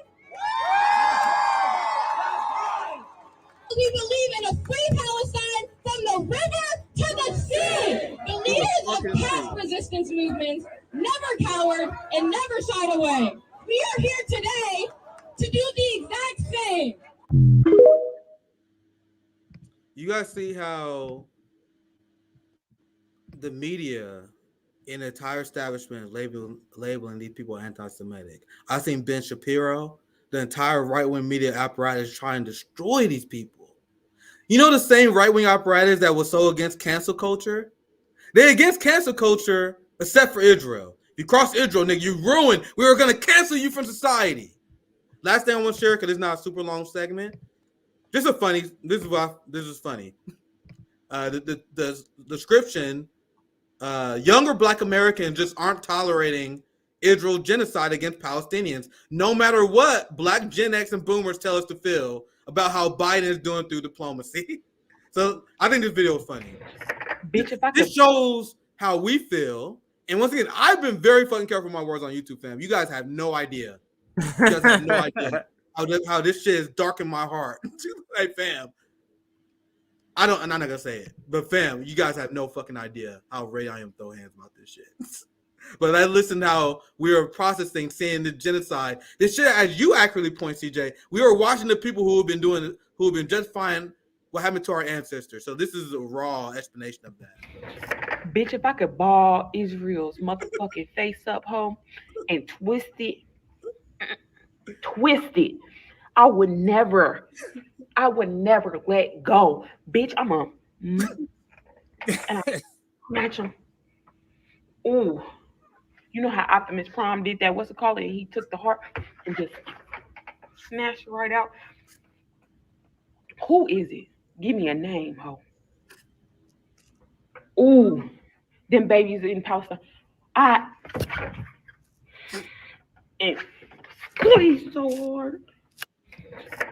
This video sums up how I've been feeling about this for the last few weeks. So that's a funny way to wrap up. CJ, past few any last thoughts? Yeah, it's like your frustration comes out in the physical. Like, there's no way for me to get this frustration without like just like hitting something, like, because it is at that that level. So I can definitely relate to that. All right, so let's quickly do this final segment here. I'm just gonna tell you now, a lot of this stuff is gonna be triggering for you, Nick. Just telling you right now. So what I did, instead of going through a bunch of clips, let me preface it better, actually. So we can start here instead of Aaron. I don't know if Rashida Tlaib is genuine, but right now she is appearing to fight in the way we have been saying is the ground level that a leftist should be doing. She is appearing on the issue of Palestine and the Palestine resistance and struggle. She's appearing, and I'm using these words appearing because you never know with these people, they can snatch it away. She's appearing to, even with pressure and severe pressure, she's appearing to stay the line with Palestinian people. I don't know if you've seen the same thing or have seen otherwise, Nick. So if you have, please chime in and let me know. But another reason why I think she's appearing that way is because you see the reaction from everybody, print media, and you go on Fox News, they have done, Nick, how long has it been? It's been 2 weeks or a little bit. They have done at least a segment a day on this person, Rashida Tlaib, about this issue. So instead of going through all of them, I just took little pieces of maybe of them and put them together. So we'll watch it that way. Man, wherever you want. But the question for the segment is, has Palestine gotten Rashida Tlaib to grow a backbone? That's the question. Quick answer to three faces. Sorry. Yeah, go ahead. Remember that while I was talking about how the smartest among the sellouts, they're realizing that their name will be on the shit forever. So Rashida Tlaib is 100% sellout. She supported the Ukraine war, endorsed Joe Biden despite the fact that he started the Willow Project and bonded Nord Stream. Rashida Tlaib is a sellout. but she's a Palestinian. She's having these calculations in her head right now. Do I really want my name as a Palestinian to be on this fucking genocide? For the rest of my family name is going to be tarnished. Rashida Tlaib, you are a part of the most violent institution in human history. You as a Palestinian joined the institution, and you're not going to violently speak out. So she's smart enough to realize she can't do that, right? So she can't completely, utterly destroy her family name and herself, right? So she had to speak out on this. Even if she is taking a lot of heat, she's getting a lot of trouble over this, and she made a calculation that having the scar of her being complicit with the genocide is not worth what she sold out earlier on. Like, she sold us out already. She made a calculation that it was worth it, but not Palestine. You know what I mean? We'll see if she hold the line. My prediction, obviously, she won't. But this will be an absolutely fantastic time. You guys know I love wrestling terms, right? This would be a fantastic time for Rashida Tlaib to make a face turn. You guys don't know? In wrestling, when you're a bad guy and you had this big moment where you turn to a good guy. You don't know? I don't see that. I didn't know it had a term. I didn't know it had a term. I know face exactly turn. what you're talking about it when you described it. I didn't know that was a term, but go ahead. Yeah, like the Undertaker at first was a good guy. He had a big face turn. He became a good guy. You know what I mean?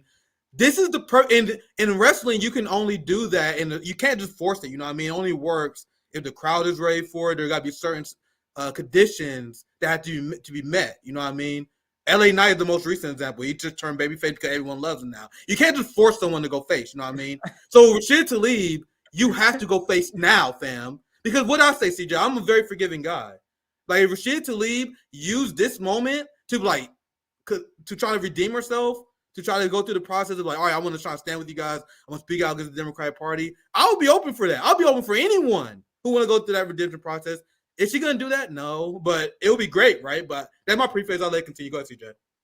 Yeah, so let's tick through these clips. We'll see how far we get here. Holocaust, the world promised to never again allow the senseless murder of Jews, and now people around the globe, they're standing up to the pure evil of Hamas. Here now with why supporting Israel at this time is so important. Rabbi Shmuley Botiach.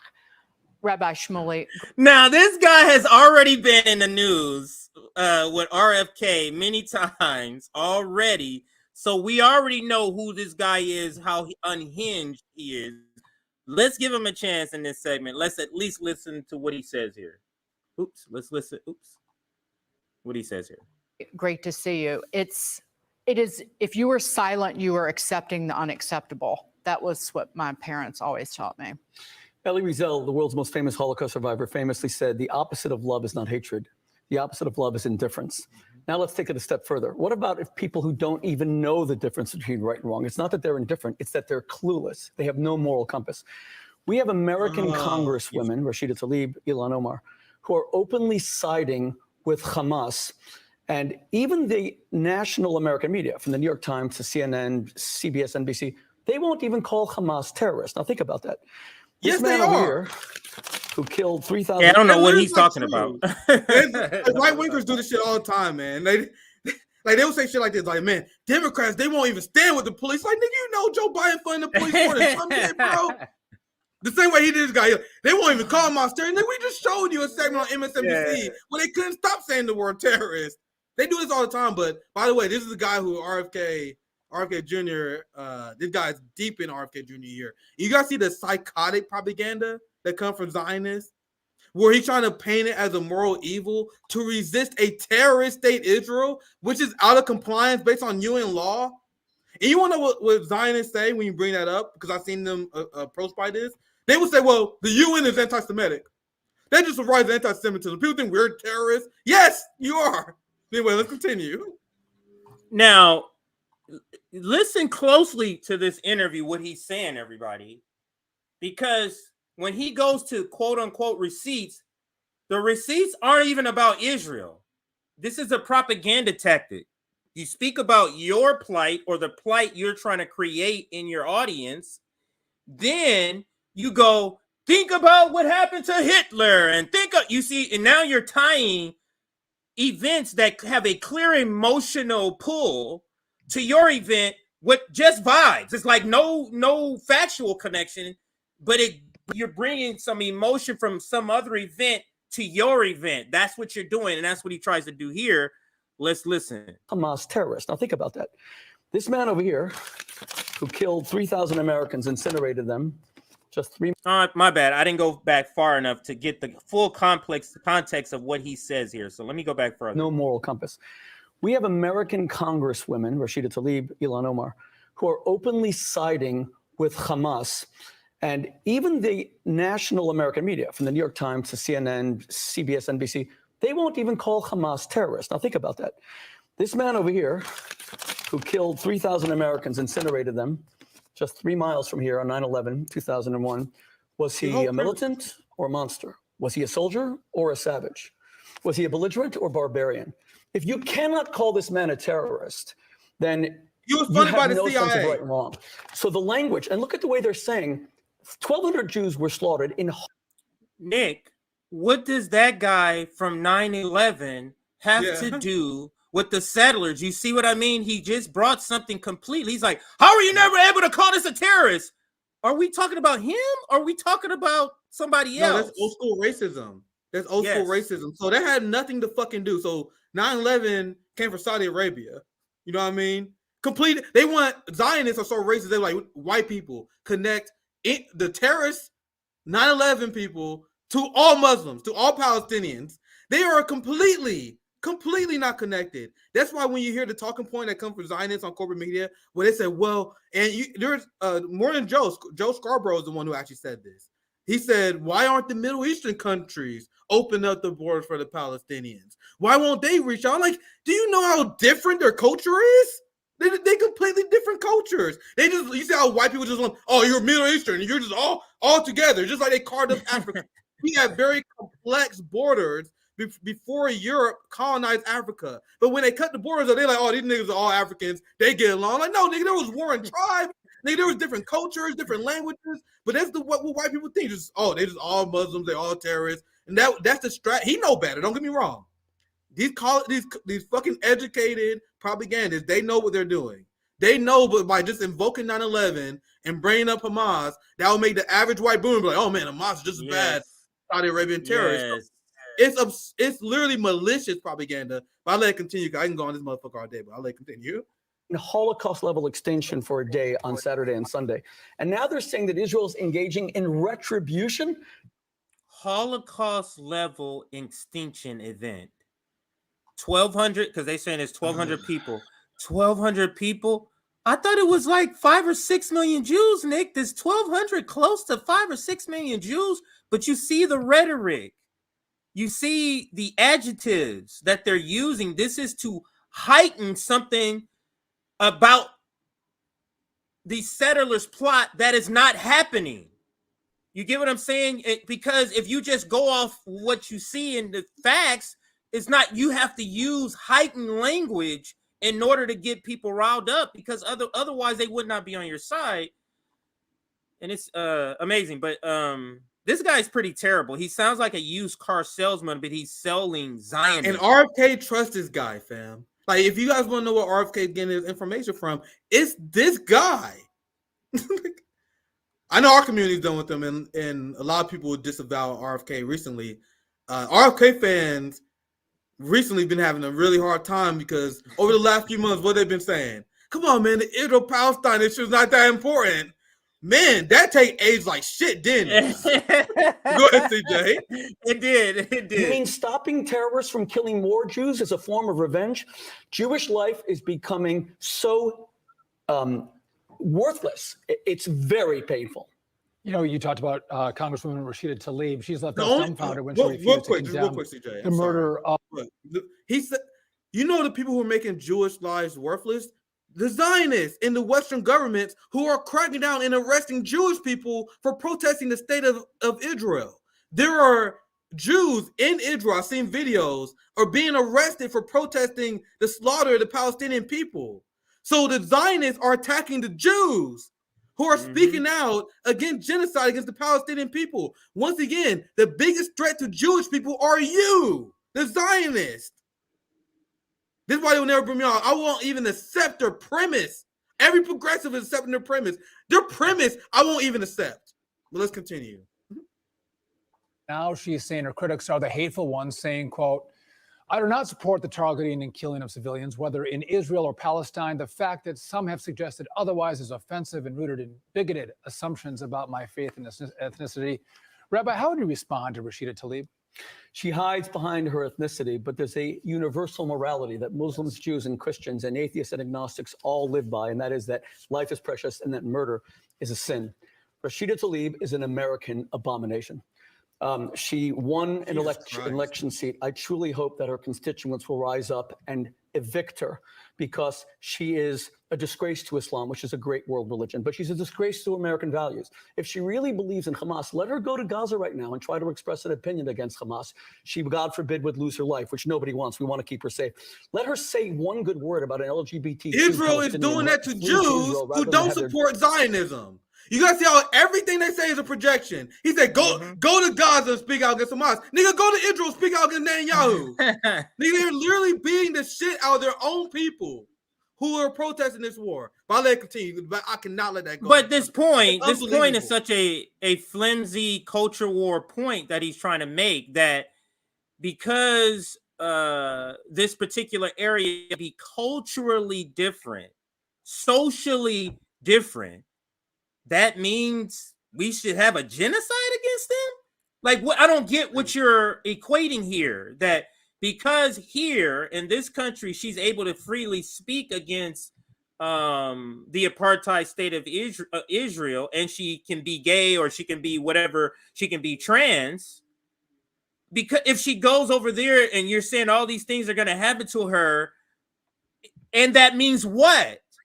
Besides that you disagree socially, culturally with somebody, it doesn't mean any. Now you can take their land. Now you can exterminate them. Now you can blow up hospitals. I don't get the connection that he's making here. But I've seen this attempt to say trans, to say gay or homosexual. I've seen this attempt, and I don't understand what is it you're trying to do here, or what is it they're trying to do. Their genitals cut off, being decapitated. If you cannot condemn the decapitation of 30 infants at a kibbutz, then evil has no meaning. And I'll tell you something else. I love when people like Rashida Tlaib and Ilhan Omar speak about how religious these the Hamas members are. Do religious men take a half-naked, unconscious woman in her undergarments and parade her body around with such necrophiliac prurience? These are fiends. The savagery, it's very difficult to contain. Can you feel, Nick, the hatred that this guy has for them, that he's trying to mask so terribly? Like, you can feel like he literally just wants to choke the life out of all Palestinians. I'll bring this down. That's the last. You imagine what he said during locker room talk. You know what I mean? Like, this is what he says on camera. Imagine what he said during the rich man wine parties, right? Like, he probably straight up called outright for the genocide. I would hate to hear. Like, can you imagine what he says in private, fam? Like, we've seen what many extremist Zionist Israelis say about Palestinians on camera. You got to check out Empire Files at the time. I don't know what they call it now, but Empire Files at the time did a great expose, just interviewing average Israelis. I showed it on the channel. They was calling for carpet bombing of Palestinians, mad genocide of Palestinian people. So you know this motherfucker, especially when you give him a cocktail too, this nigga get genocidal. This nigga get mad genocidal once he get a little tipsy. You can only imagine. Yeah, I got one more receipt. Let me show you one more receipt here, Nick. And so what I showed you was Fox News coverage. And you'd be thinking, oh, that's Fox News. They're crazy over there. They're not going to be as crazy as any of the MSNBCs and CNN. And my question would be, really? Let's watch. So fellow Democrats still blaming Israel for the hospital explosion, despite U.S. intelligence, classified and unclassified, suggesting that it was actually a misfired Palestinian rocket that did that damage. Pennsylvania Democratic Senator John Fetterman wrote on X, formerly known as Twitter, quote, "It's truly disturbing that members of Congress rush to blame Israel for the hospital tragedy in Gaza. Who would take the word of a group that just massacred innocent Israeli civilians over our key ally, innocent Israel?" This is your boy, John Fetterman, Nick. Your boy, John Fetterman, calling out Rashida Tlaib. So progressives, they're willing to call out in advocacy for a Zionist project, but you don't see them calling out by name anybody else when it comes to police violence, when it comes to supporting the police state, when it comes to not supporting a fair minimum wage. You don't see them never calling them out. Now, I don't know who his donors are, but he has to have some Israeli lobbyist that's donating to him. He has to. Go ahead. So can we acknowledge this as another massive RBNW? Another one. We keep chalking them up, huh? Because do you guys remember who was the first channel that went on a campaign against this motherfucker, John Fetterman? Yeah. You guys remember the Vanguard, that embarrassing channel that haven't grown in like 2 years? The Vanguard loved John Fetterman. The Vanguard fucking loved John Fetterman. One of the reasons why many of these channels turned against us, one of the reasons why many progressives hate my guts now, because I was calling them out for their moronic worship of this Zionist scumbag. So you had all these white leftist channels. You guys see this pattern where these white leftists are leading workers off the cliff. Then RBN, we proved them wrong. We called their takeout. And then like, oh my God, RBN, they always left infighting. Well, man, why can't RBN chill? Why can't they let us do some shit, live shit in peace? We were calling these motherfuckers out for supporting John. Remember? We did segment, calling them out. And then every time I would post a segment on Twitter, there'd be progressives like, oh my God, look, we told you guys, RBN are progressive wreckers. Look at RBN. They just hate progressives. They want Republicans to win. They are speaking out against the progressive John Fetterman. As we was calling people out for supporting John Fetterman, despite the fact that he pulled out a gun on a black jogger. So the guy who pulled out a gun on a black jogger, of course he's doing some genocide shit. You guys surprised that guy doing genocide shit? Look, this is Mac. This is one of the many people who canceled me because I wasn't on board with the Bernie Sanders project. He's a big take over the Democratic Party, just a Democrat Bernie Sanders. Oh yeah, I know what that is. I remember I saw he took a picture with Kyle Kalinske. You know the sellout Kyle Kalinske? He took a picture with Kyle Kalinske. He was like, I finally met my hero. That's how far gone Mac was. So I wasn't surprised when he canceled me. But look, he said he was one of the many people who have a YouTube page who was doing nothing but glowing stories about John Fetterman. Meanwhile, RBN was like, hey man, what about all these fucking red flags? They was like, nigga, we ain't talking about none of that shit, nigga. We're not covering, we got manufactured consent. Nigga, Matt, Kyle Kalinske, the Vanguard, we like, nigga, we about manufactured consent. We're not about to talk about the police statements he had. We're not going to talk about the Zionist bullshit he had. So now these same people who also ratioed John Fetterman, because if you look at his tweet, they were telling these white leftists, are like, oh my God, John Fetterman, you disappointed me. I'm so disappointed. How can you do this to us, sir? You guys see how they walk through workers through a storyline, CJ? They go through a storyline where we're going to prop up a politician for money, and then when they betray us, we're going to do, oh man, who could have known? Who could have known this politician would betrayed us? We get this shit right first. So, Mac, I'm unbelievably disappointed. But, Mac, if you actually did your fucking job as an independent journalist like we did, unlike being a fucking bootlicker to Democrats and actually holding people accountable, maybe you look up shit. Maybe you explain people's position. No, every fucking video, every tweet. We love John Fetterman. We relate with us workers. Meanwhile, on the RBN, we were telling you guys, this motherfucker saying this shit on the campaign trail. Nick, I remember.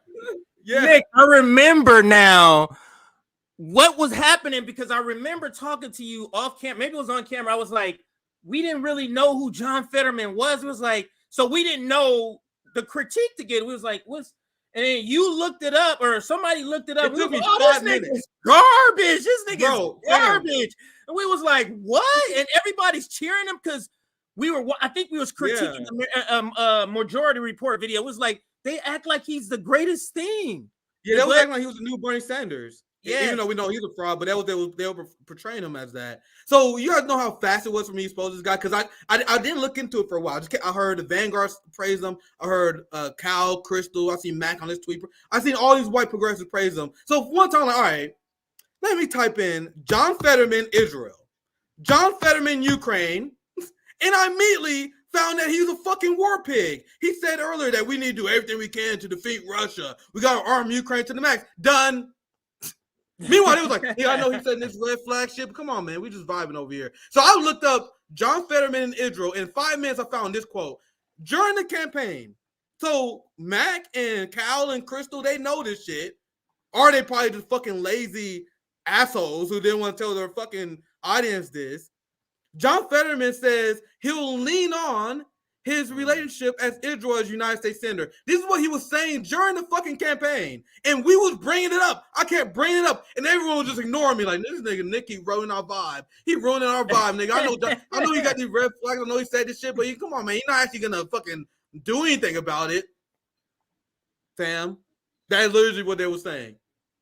Yeah, I was showing them this receipt, but come on, man. You actually using people's words against them on how they're going to govern? Now John Fetterman governing exactly how he said he would, and now dumbasses like Mac is saying he's unbelievably disappointed. Get the fuck out of here. You guys see this storyline they put people through?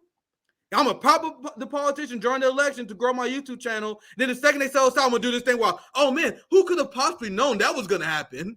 That's the same thing that Marianne Wilson RBN could have known that could have happened. Try checking with us and we could have told you. Go ahead. Yeah, that's the same way they trying to drag Marianne Wilson people through the storyline. Well, are we going to beat Joe Biden knowing damn well that's not going to happen? So then they're going to go through the argument. Oh, man, I guess I'm sorry. Who could have known that Marianne Wilson's going to lose to Biden? I guess we got to vote for Biden. You got to see how these professional managerial scumbags walk working class people through these political processes that make them money. No, we're not having no false civility. We're not having no false peace here. I'm gonna call it out because why you guys think the left is in the state that it is? Cal has how many times more subscribers than we do? How many times more viewers than we do? How many times more viewers do Majority Report get on live stream we do? So we don't have influence on the left, they do. Why do you think the left is so fucked? Because of these people. Go ahead, CJ. Yeah, so let's finish out this part here. So he brings up John Fetterman. I thought we can insert that little John Fetterman little segment, but let's continue. For the victims of a terrorist attack that resulted in the largest loss of Jewish lives since the Holocaust. Now we know that the tragedy at the Gaza hospital was not caused by Israel, unquote. Know that. Congressman Jared Moskowitz, Democrat of Florida, wrote, quote, my Democratic colleagues who blamed Israel should take down their posts, unquote. Now, one of the congresswomen Moskowitz is referring to updated her post, noting that, quote, the U.S. intelligence assessment is that this was not done by Israel.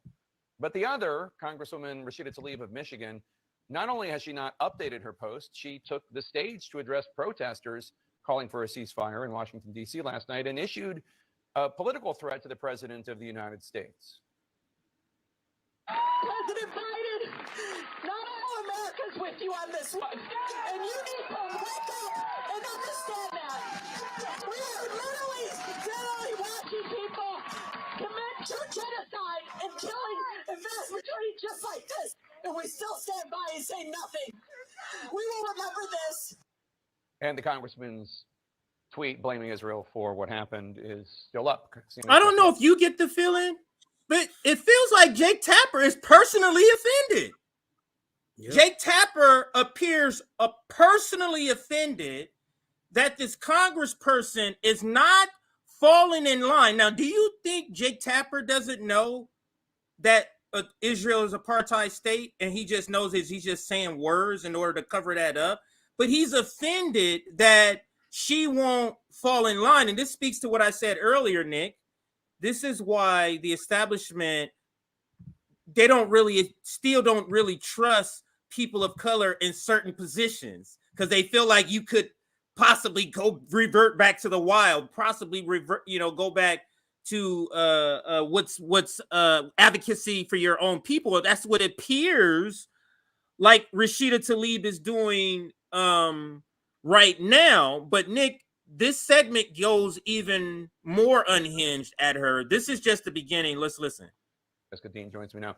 So Jessica, Democrats have been very eager to highlight the embarrassing dysfunction of House Republicans when it comes to the speaker crisis. But these are some tensions that we're seeing among House Democrats on this issue of Israel and the Palestinians as well. You're seeing those fault lines. And I talked to several House Democrats today, and one of them told me, in their words, that her colleagues are furious. Tlaib's colleagues? Yes, that they're very frustrated, that it's not just public perception over this, that they think that these sorts of comments that go against U.S. intelligence are dangerous in a way. See, this is what I would Listen to do. that. Oh, we stopped at the same spot. Go ahead. Yeah. Go ahead. I'll let you go My, first. my bad, CJ.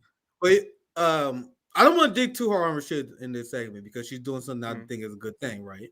Yes. But this is what I would do. You know how they say Democrats are upset. I'm like, bring it on, motherfucker. Let's do a press conference live on CNN, 7 p.m. prime time, whatever the fuck time it is. Let's bring on Chuck Schumer. Let's bring on all the Democrat leaders who are frustrated with me, and let's have a press conference about it. And then I will bring up all the receipts of Israeli genocide. You know, that's what you do if you're an effective leader. You want this funk. You know how AOC and the squad say they don't want relational harm. They don't turn against the party because they don't want to be what is happening to Rashida Tlaib right now, where she's getting dogpiled by even CNN. Any true leftist, we want this fight. We want this funk. You guys gonna see. I want all the funk. Like, if you should be, as a leftist, want to stand on a platform with thousands of people shouting down your ideas, but you standing firm like, nigga, I'm right. Because you got receipts and you're right. That is exactly what Rashida Tlaib should be doing right now. And any leftist should be salivating this position that she's in. But I'll pass it back to you, CJ. Yeah. So, So let's hear this part again, and then I'll comment in just 1 second. I want you to hear it again. Furious. Tlaib's comments. Yes. That they're very frustrated, that it's not just public perception over this, that they think that these sorts of comments that go against U.S. intelligence are dangerous. So her colleagues, Nick, they're not upset that she's telling the truth, that she's trying to, at least with her words, advocate against a genocide. Fuck all of that, nigga. You are going against the intelligence, the U.S. intelligence, regardless if it's true or not. The fact that you're going against it, and I got the feeling from this anchor when she said it, she kind of lightly or in a tone said it in a way almost like she felt uncomfortable to describe it as being dangerous. And let me see if you get the same sense when she says it right here.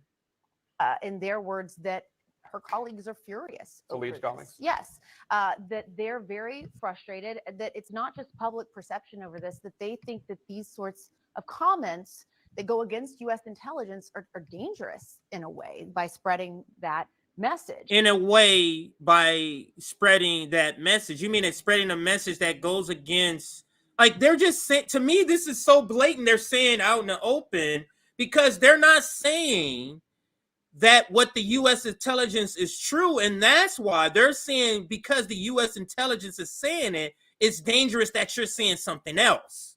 How crazy That's is the that? problem. Yeah, that's crazy to me, because in other segments, Nick, they'll admit, oh, the way we came to our conclusion had nothing to us with us being on the ground. What? Yeah. So if I told you I solved the murder of somebody and I never was on the fucking scene of the crime, never saw the nothing, no bodies examined, nothing. I saw pics and video on Twitter and I examined that shit. Like, come on, man. But we're supposed to sit on that as fact, and she is being, like, I feel like I get the feeling that this is not just normal pushback. If she continues down this line, they're gonna start to put in some severe sort of a punishment. We're gonna start, she is her taxes, she did something wrong on her taxes. Oh, she is embezzling money. We're gonna start to hear something about her because she is voicing publicly a message that all is already here, but it's not on the public stage, Nick. Outside of those crazy protesters, you have an elected official saying this. This is very problematic for the ruling class, and we should make sure we keep an eye on this story and her safety, to be quite honest with you, especially when it comes to she's messing up the whole narrative. Especially, she is tagging people, Nick. She is not, this is what I'm saying. Like, let me just show you one of them then. This is what I'm saying. Like, this is just not like, you know how they call out, oh, the president. No, nigga, she is tagging these people in tweets saying, no, you need to do this, you need to do that. Let me find one of hers right here, for example. She's tagging the president. She and Anthony Blinken. She ain't just referring to them. She's like, this shit is ridiculous. I'll read it. It is President Biden and Blinken's job to protect all Americans. They are failing from the beginning. They did not make moves to protect Palestinian Americans. And then she calls out some constituents in their. So this is what I'm saying is like she is laying this out on Front Street, and the ruling class is sending out the PR arm to kind of attack her. But if we start to see this out in the open, I don't know. But go ahead if you wanted to chime in. I want to show you guys a few things because go ahead. The reason why I made a face term analogy, I saw people say it's not going to happen. This is the closest. Once again, I'm not saying it's going to happen, but this is the closest. And I've been paying attention probably more than anyone else. This is the closest I ever seen a squad member came to disavowing Biden. There's some people that say she did. I wouldn't necessarily say she disavowed him here, but this is the closest I ever seen. She says Israel just bombed the Baptist hospital, killing 500 Palestinians. POTUS, Joe Biden. This is what happens when you refuse to facilitate a ceasefire and help de-escalate. Your war and destruction only approach has opened my eyes and many Palestinian Americans and Muslim Americans like me. We will remember where you stood. The reason why I say she didn't disavow Biden because she didn't renounce her endorsement here. But this is the strongest language, and CJ, do you agree or not? But I've never ever seen a squad member ever challenge a Democrat like this ever since they got elected, where they straight up said, "You opened my eyes. Like we remember where you stood." So this is the time, Rashida. Like I am a softie. I believe in rehabilitation. Like, and this is why I said I was having fun on Twitter. I said publicly unendorse Joe Biden and start your face turn now. And fam, 1,000 likes. And the Twitter fucking up because they're not showing replies. But there was a bunch of people in my replies that don't like Rashida. Like, hell yeah, y'all be like, if you decide to take this moment to radicalize yourself, and become the ally we need, I will embrace her. I maybe think I'm on, but I do believe that people can change. And I'm not saying that you need to be in the leadership position like Dow or something like that. But if you want to question the Democratic Party and that kind of stuff, welcome aboard. Is that gonna happen? I don't think so. Well, I personally think she's gonna nibble around the edges as far as she can get and then pull back last second. But if she embraced the full face turn, that would be great, right? Anyway, CJ, pass you to send it. Well, let me show you this one thing right here. This is the reaction that conservatives are having.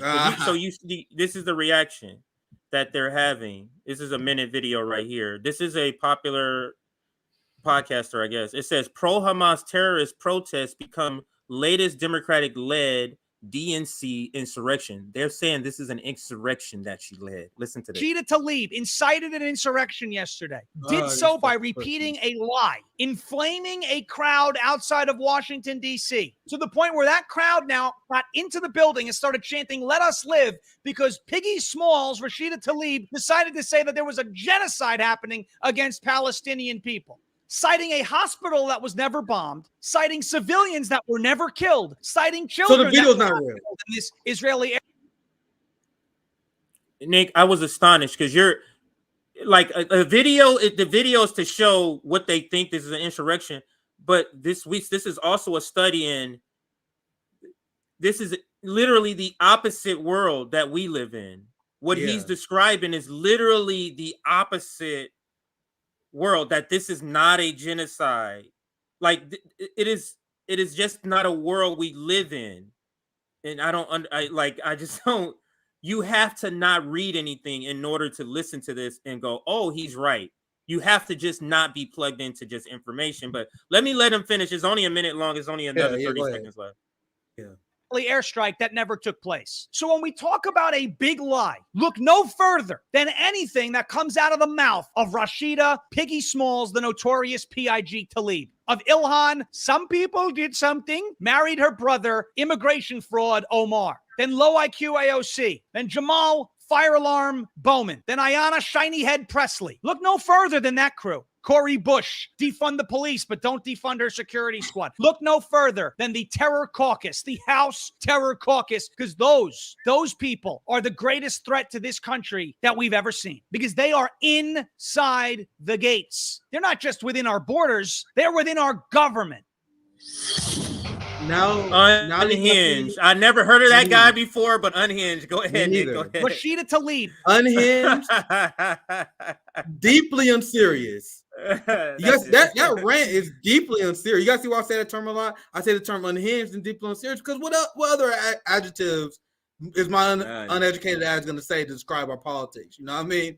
You motherfuckers all sound unhinged to me. All of you guys sound deeply unserious. I'm talking about white conservatives, white liberals. All these motherfuckers sound deeply unserious to me. Like, that's what the words I'm gonna use. Like, there are people, and I'm sure this guy probably got way more viewers than probably somewhere on Rumble. Oh, he does. No, he does. He has a half a right-wing media way bigger than left. left-wing media. So I'm sure this guy got way more viewers than us. Way more viewers than us. But look how unserious he is, fam. Like, it's a cartoon show. I only watch this. Like, is he doing stand-up? Like, this is a comedy sketch. Like, if I saw that, I would think this is some guy parroting what a right winger is. You know what I mean? Mm-hmm. This is someone who's parroting that. But no, this is real. People listen to this guy. Now you guys see why we view duopolists as their brain has been completely fried by propaganda, because this guy's a duopolist. He got all the heat for the squad, but none for Republicans, I'm sure. You know what I mean? This is the mindset of duopolist. So, CJ, any last thoughts, and we can read super chats? No, we can wrap that. We can get the super chats. Yeah, we can get the super chats. Yeah. So, I don't know if you're going live tomorrow, CJ, but just to promote what's going on. No, Nick and CJ, Monday through Friday. We're going to have a special. I will be live tomorrow. I won't tell. It's going to be a surprise what it is, but I will be going live tomorrow. But go ahead. Okay, so I got to dig time. I'm thinking maybe around noon my time. Me and Rome was going live. As I said before, fam, I'm always about the funk. I always want the funk. If you don't want the funk, keep my name out your mouth. I held my tongue on this for some time, but me and Rome, we're gonna get together and we're gonna do a stream debunking all the unhinged lies that came from Black Power Media. Black Power Media, who keeps dropping diss track after diss track, and now I called them out for their unhinged lies that they posted on a live stream they've been doing recently, and I challenged them to a debate. Every single one of these motherfuckers ducked. So tomorrow, me and Ron gonna go live. If you guys don't know what's going on, we're gonna explain. Black Power Media is smearing another Black radical group after we promoted their work, after we showed solidarity with them, after we had them on our show to stress the importance of Black solidarity in media, after I was on their show, and they had RBN nuts in their mouth. They loved us then, but then we turned around and they talking shit. So I asked them, because I'm a man, unlike these cowards. If I have something to say about someone, I'm going to say it to their face. So I DM'd every single one of the motherfuckers, told them exactly how I felt about the statement they did, which we will show you guys tomorrow. I know you guys are probably confused, but we're gonna do a whole expose about this shit. I'm confused myself because I didn't. It's my first time first time hearing this. Yeah, CJ, you didn't check DM group. We talk about. You probably was busy. Check the DM. We talk about this in detail. All right. I'm gonna bring the receipts. Black Power Media has smeared us one too many times. And unlike those fucking coward scumbags, if I have heat with someone, I don't want to debate you on it. I want to call you out to your face the way a brother should do to another brother. These cowards smear us behind our back, and then I challenge them to back up their smears of us, and every single one of them decline like a coward because they know their smears on us have no basis in reality. And me and Rome, we're going to expose these motherfuckers tomorrow. I had enough. If you want to say our name, you better be ready for the funk. I'm always down for the funk. And I message these cowards, and they're afraid. Oh, well, I don't have time. We can't do a debate. Nigga, you had time to do a diss track on us. You had time to do multiple segments where you put our name in your mouth, where you lied about us, but now you don't have time for a debate, you fucking pussy. I dare you. Invite me on your show, because we're going to do this tomorrow, and I'm going to expose you. I'm going to expose you as a fucking coward who's lacking integrity because you are a bunch of old Negroes jealous that RBN is spreading our message. Old ass Negroes. I was just about to say We've been doing this shit for decades. Maybe doing this shit for decades, but we got more people on our side than you. We got motherfucking cities. It's a jealousy we got thing. It's motherfucking a all jealousy this shit thing. going on. We got mutual aid organization popping up all over the nation. We got Tour for the Poor, building libraries, and these niggas are jealous of us, so they gotta smear bullshit on us. And I want all the funk, all you motherfuckers, bring it on. Bring it on. Don't ever fucking mention my name. There's a reason why Black Power Media, the white left, don't mention my name. There's a reason why they're smart enough and you're not. They're smart enough not to mention my fucking name. You are not. So now you can get all the funk. I held my tongue on you motherfuckers for quite some time. You guys are controlled opposition. And tomorrow, me and Rome is going to expose you because you are too cowardly to defend your position on air. So that's tomorrow. Got a special stream. Rome will join us. We bringing all the funk. I got receipts too. So my tomorrow. stream may be adjusted because listen, I had no idea about this because for people in the I broke my phone again. Oh yeah. That's why you didn't see that. Anything that has been going on, Nick, for 36 hours, I haven't been getting it. So if this has been going on in the DM group, I have missed all of it. I haven't gotten any of it. So, but I didn't need to hear the latest thing because this has been bubbling in the background. And literally, I gotta explain to you. I probably gotta explain to y'all screen. Actually, if you watch the stream, you get it too. But I probably gotta explain. Yeah, to no, you. I'm watching it tomorrow. Don't get because I need to get caught up. Well, what I do want to say, these motherfuckers are literally the biggest snakes. These motherfuckers had me on 3 months ago. Had nothing but good things to say about RBN, and then they doing live streams, dropping fucking bullshit about us. And then I asked them to debate because I knew all their lies that we're gonna explain tomorrow is bullshit. And now they know they spread bullshit. Now, they didn't expect me to call them out. They thought I'm going to be passive about it. So I emailed them directly because unlike those fucking cowards, I'm going to call you out to the face because that's how I handle my fucking business. Unlike you PMC cowards. You fucking intellectual PMC cowards who talk shit about people. That's what they are. But I wanted to debate you guys. You guys don't want to do it. You guys don't want to fucking do it. So guess what? Me and Rome, we're going to drop our diss track. We didn't want to do this. I didn't want this to happen. You guys start this shit first. Because now on Twitter, they're like, oh, we're going to be bigger than this. They all try to ignore me now. We're bigger than this. Nigga, you wasn't bigger than this before until I responded. You're a bully who got punched in the face. Now you motherfuckers are running. You motherfuckers are running. Me and Rome, we are going to expose you guys tomorrow. I hope you guys are ready. I gave you a chance. Before I called you guys out, I sent you guys a DM, and I challenged you guys to invite me on your show to justify your smears. You guys decide not to do that? So now me and Rome are going to destroy you, fam. Go ahead, CJ. So what I wanted to say is that even I don't need to know any of this, and what the audience might be shocked at what's going on is because this has been going on maybe 6 to 9 months, and we RBN members have been discussing this in the background, and our decision every time has to not respond to anything. Wait till you see the video they did yesterday, CJ. I'm not watching it. I'm not gonna watch it unless you play it in your stream. I'm just watching the part. I'm not watching the full thing because when I started hearing this shit about them saying stuff, I was like, wait, what? I'm like, wait, what? Everything was cool. Everything was cool when we was at 25,000 subscribers. Everything was cool. Now that we are at 40,000 subscribers, now everything's not cool. Now, like we haven't done anything different. We still having the same summits. We still, if not, we're doing more activism. We're doing more activism now as a group with our chapters. But this has been a long time coming, and the reason I'm going to stay out of it is because I'm not a. Once I join a fight, I'm forgiving you in the future guy. That's not me. I'm not. So once I'm in it, if this some sort of amends, that's not happening. I gave them I'm just gonna let y'all say something, and then if it gets resolved or whatever comes about it, then that's the thing. Then I can move forward. Once I'm in that shit, then I'm not like it ain't no motherfucking friends. You guys know I'm not down for quiet peace, right? None. We ignore these motherfuckers for quite some time.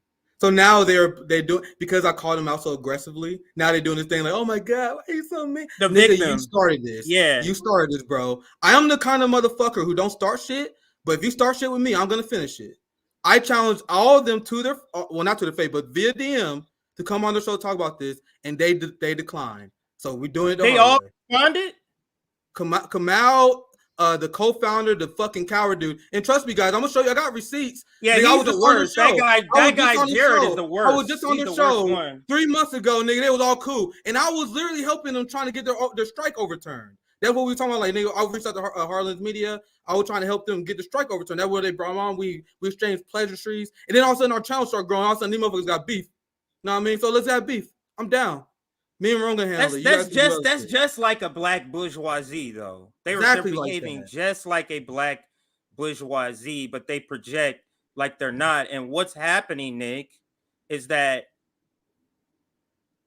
for some time they were, Black Power Meter, those are real niggas on the block right there, amongst their PMC white counterparts.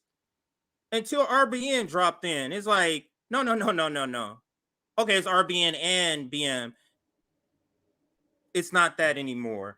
I'm gonna leave it to you guys. We can get to super chats now. We don't have to discuss it anymore. Yeah, let's get to super chats. If you guys confused, we'll cover this in detail. We're gonna show. I'm gonna watch tomorrow. I'm gonna show you guys the clip. Because remember, if you guys think I'm being aggressive right now, they the one that wanted this. They literally say they want this beef on the stream. So let's see it, and let's see how serious you guys are about that. Because when they thought I wouldn't respond, they had big dick energy when I didn't.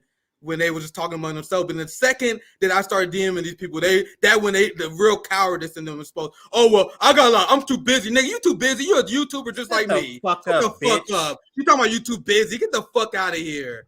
Get the fuck out of here. And 2 Black is my homie. I see 2 Black in chat because 2 Black say he didn't know what the fuck was going on. I messaged him too, like, what the fuck is this?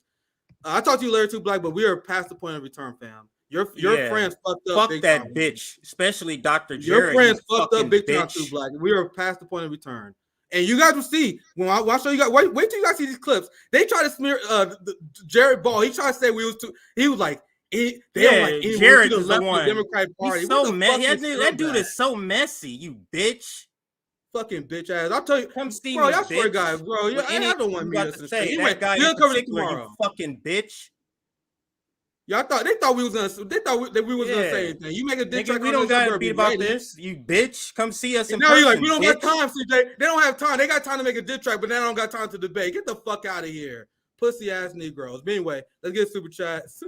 Let's get that 2 Black. I got nothing to get 2 Black. I saw your response. I'm live, so I didn't have time to respond. No, 2 Black had no idea. He was on the stream.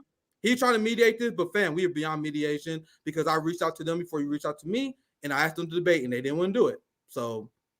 Because if they bring you on their show, they're going to be exposed as lying to their own audience, as being bullshitters to their own audience. I mean, you guys just go watch all the streams where Renee Johnson appears. Just watch all the streams that she appears, and you'll start to get a clue. But continue with the super chat, sir. Yeah, thank you for the $50, Marilyn Kelly. Appreciate the solidarity super sticker for the funk. I'm always down for the funk. I'm always down for the funk. You guys don't understand. I'll be in here mind my own damn business. I'll be mind my damn business. And then people come after me, and then I come after them 10 times harder. And people are like, Nick, why are you so mean? Y'all don't understand how I do shit, fam. I am a peaceful motherfucker unless you piss me off. The second that I am pissed off, I am hot-headed and I want your throat. Thank you for $20, ARJ. All Zionists focus on the recent Hamas attack and then play dumb when you point out that the Palestinians don't have a country due to the ongoing century-long Israeli settler colonial genocide, ethnic cleansing. Thank you for $20, ARJ. Thank you for $2. Palestine needs a fighter in Congress, not a crybaby. I think that's legit. I'm just glad to see that Rashida is speaking on this. Will she follow through? Doubt it. Thank you for $9.99. Once it's Rashida's people who lives on the line, she's willing to call out Biden and the establishment. Instead of understanding we are all her people, she needs to stand up for all of us. Will said, thank you for $9.99. Another from break. Damn, we got a few here. Thank you for $19.99. Biden equal baby boomer. Obama and Kamala equals older Gen X. Dave Chappelle and Max Blumenthal equal younger Gen X. RBN and Brown and Joy Gray equal millennials. I'm a younger millennial. Then there are Zoomers, populists, left, young, Gen X, millennials, and Zoomer unite. Absolutely no generational war, just class war, fam. You guys know they've been writing stories my entire life trying to get boomers to hate millennials. Why the millennials are ruining the economy? You guys think capitalists don't know what they're doing? And boomers fall for it too. The fucking kids, the motherfuckers lazy. Oh yeah, you gotta work 2 jobs to afford your rent. You complaining? Like, you guys see how they like so many boomers join the class war on behalf of the capitalists just so they can wag their hand at people younger. Not our audience, but it's a very persuasive issue. But so we gotta get people to be focused on class, not age and all this other bullshit. Thank for 999. Little off topic, but I'm still voting for Cornell West. Is there anyone running who's better than he is on Israel and Ukraine on Medicare for all, minimum wage? If there is, yeah. The problem is too bad I won't be able to vote for him because he's not going to be on ballot. You know when I could have voted for him? If he was a Green, because Green's on the ballot in Missouri.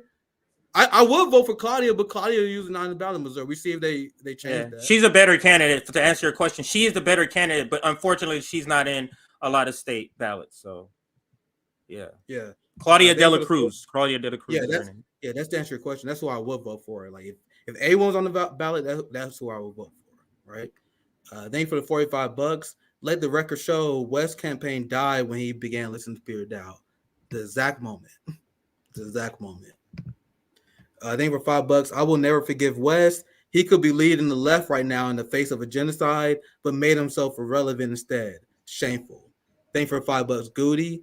I appreciate that as well. Thank you for $4.99, Caleb. Everyone read The Liberator. It's online. W.L. Garrison on Nat Turner Rebellion. History repeats itself. Viva la liberation. Absolutely. I'll tell you, I was into history before I got into politics. I went through this period where I was reading a lot, watching a lot of documentaries. And then once I saw the crimes of previous empires, I was like, all right, so if empires do crimes against humanity, what is our empire doing right now? So once you understand history, you understand the power struggles. You know what I mean? The people who believe that every other country was corrupt except the country they living in. Like you guys, you know how ridiculous that is? That's what most Americans believe. Well, a lot of Americans should say. I think for $2, I love you dropping truth like this Bakersfield.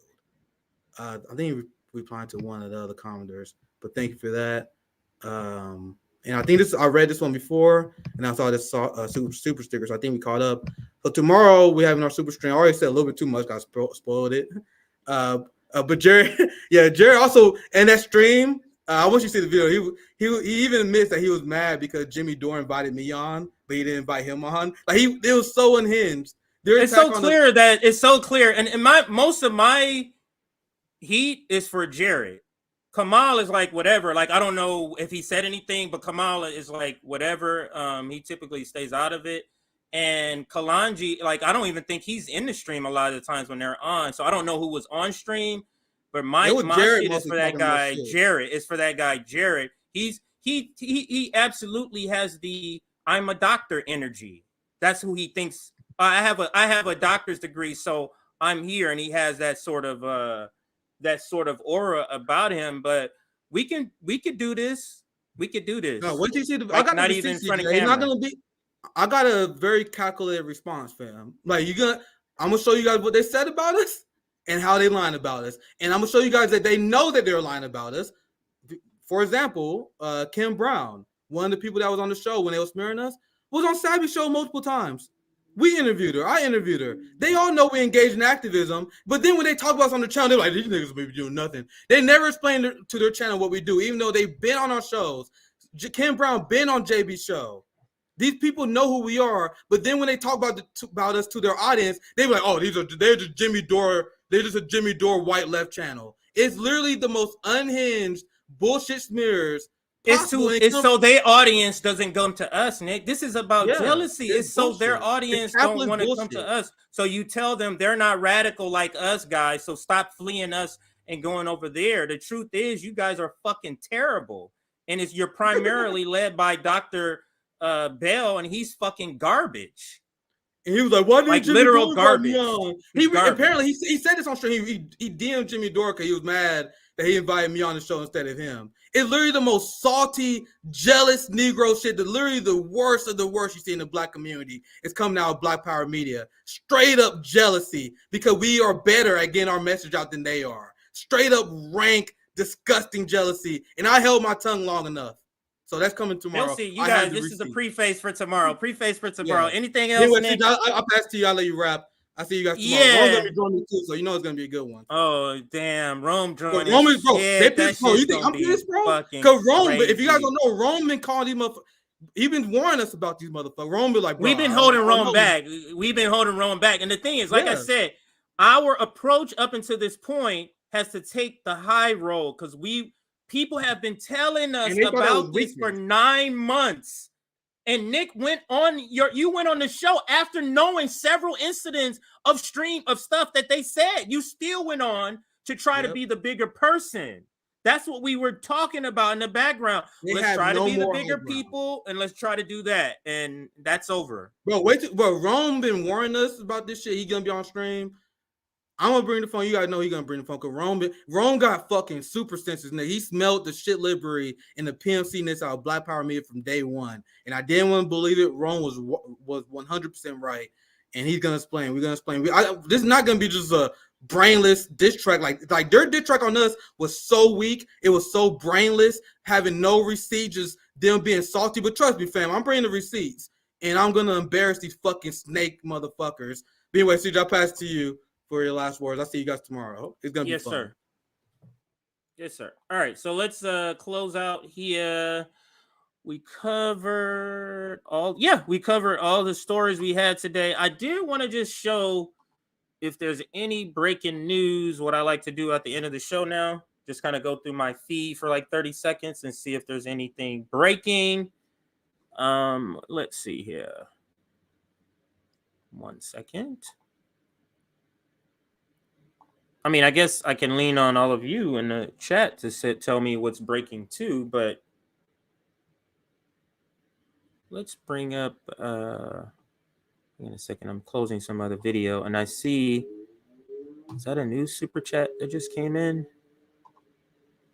I turned that off already, so I don't have the ability to read any more super chats, so let's not do any more super chats as long as you're fine with me not being able to read it. But let's quickly look at my feed for about 45 seconds to see if there's any breaking stories that we need to say or talk about. Man, it's a bunch of new tweets coming in. So this is an event that's being held on Tuesday. That's Bree right there. This event, let me just say, the Boogie Down Bronx is not playing around. Bronx solidarity with Palestinians, and you see Richie Torres on there. That must be in his district. You see Brianna Joy Gray with this headline: U.S. police are being trained by Israel, and communities of colors are paying the price. And that is Bree. Let's see if there's anything else. Here is Chuck Modi at the DC rally for Free Palestine. And that's where that video is there. We don't need to blow it up. Happening right now, Egyptian protesters are currently trying to push through the Rafah crossing to get humanitarian aid to Palestinians. So they're trying to push through themselves. Let's see if there's anything else. A delegation from Ukraine Azov regime visited Israel earlier this year.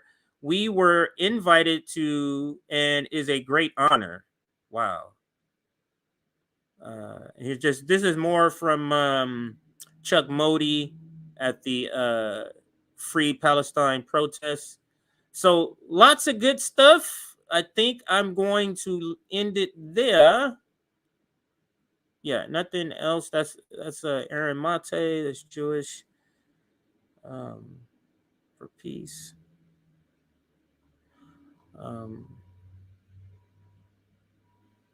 Don't want to show that to Marianne Williamson supporters. It doesn't look good.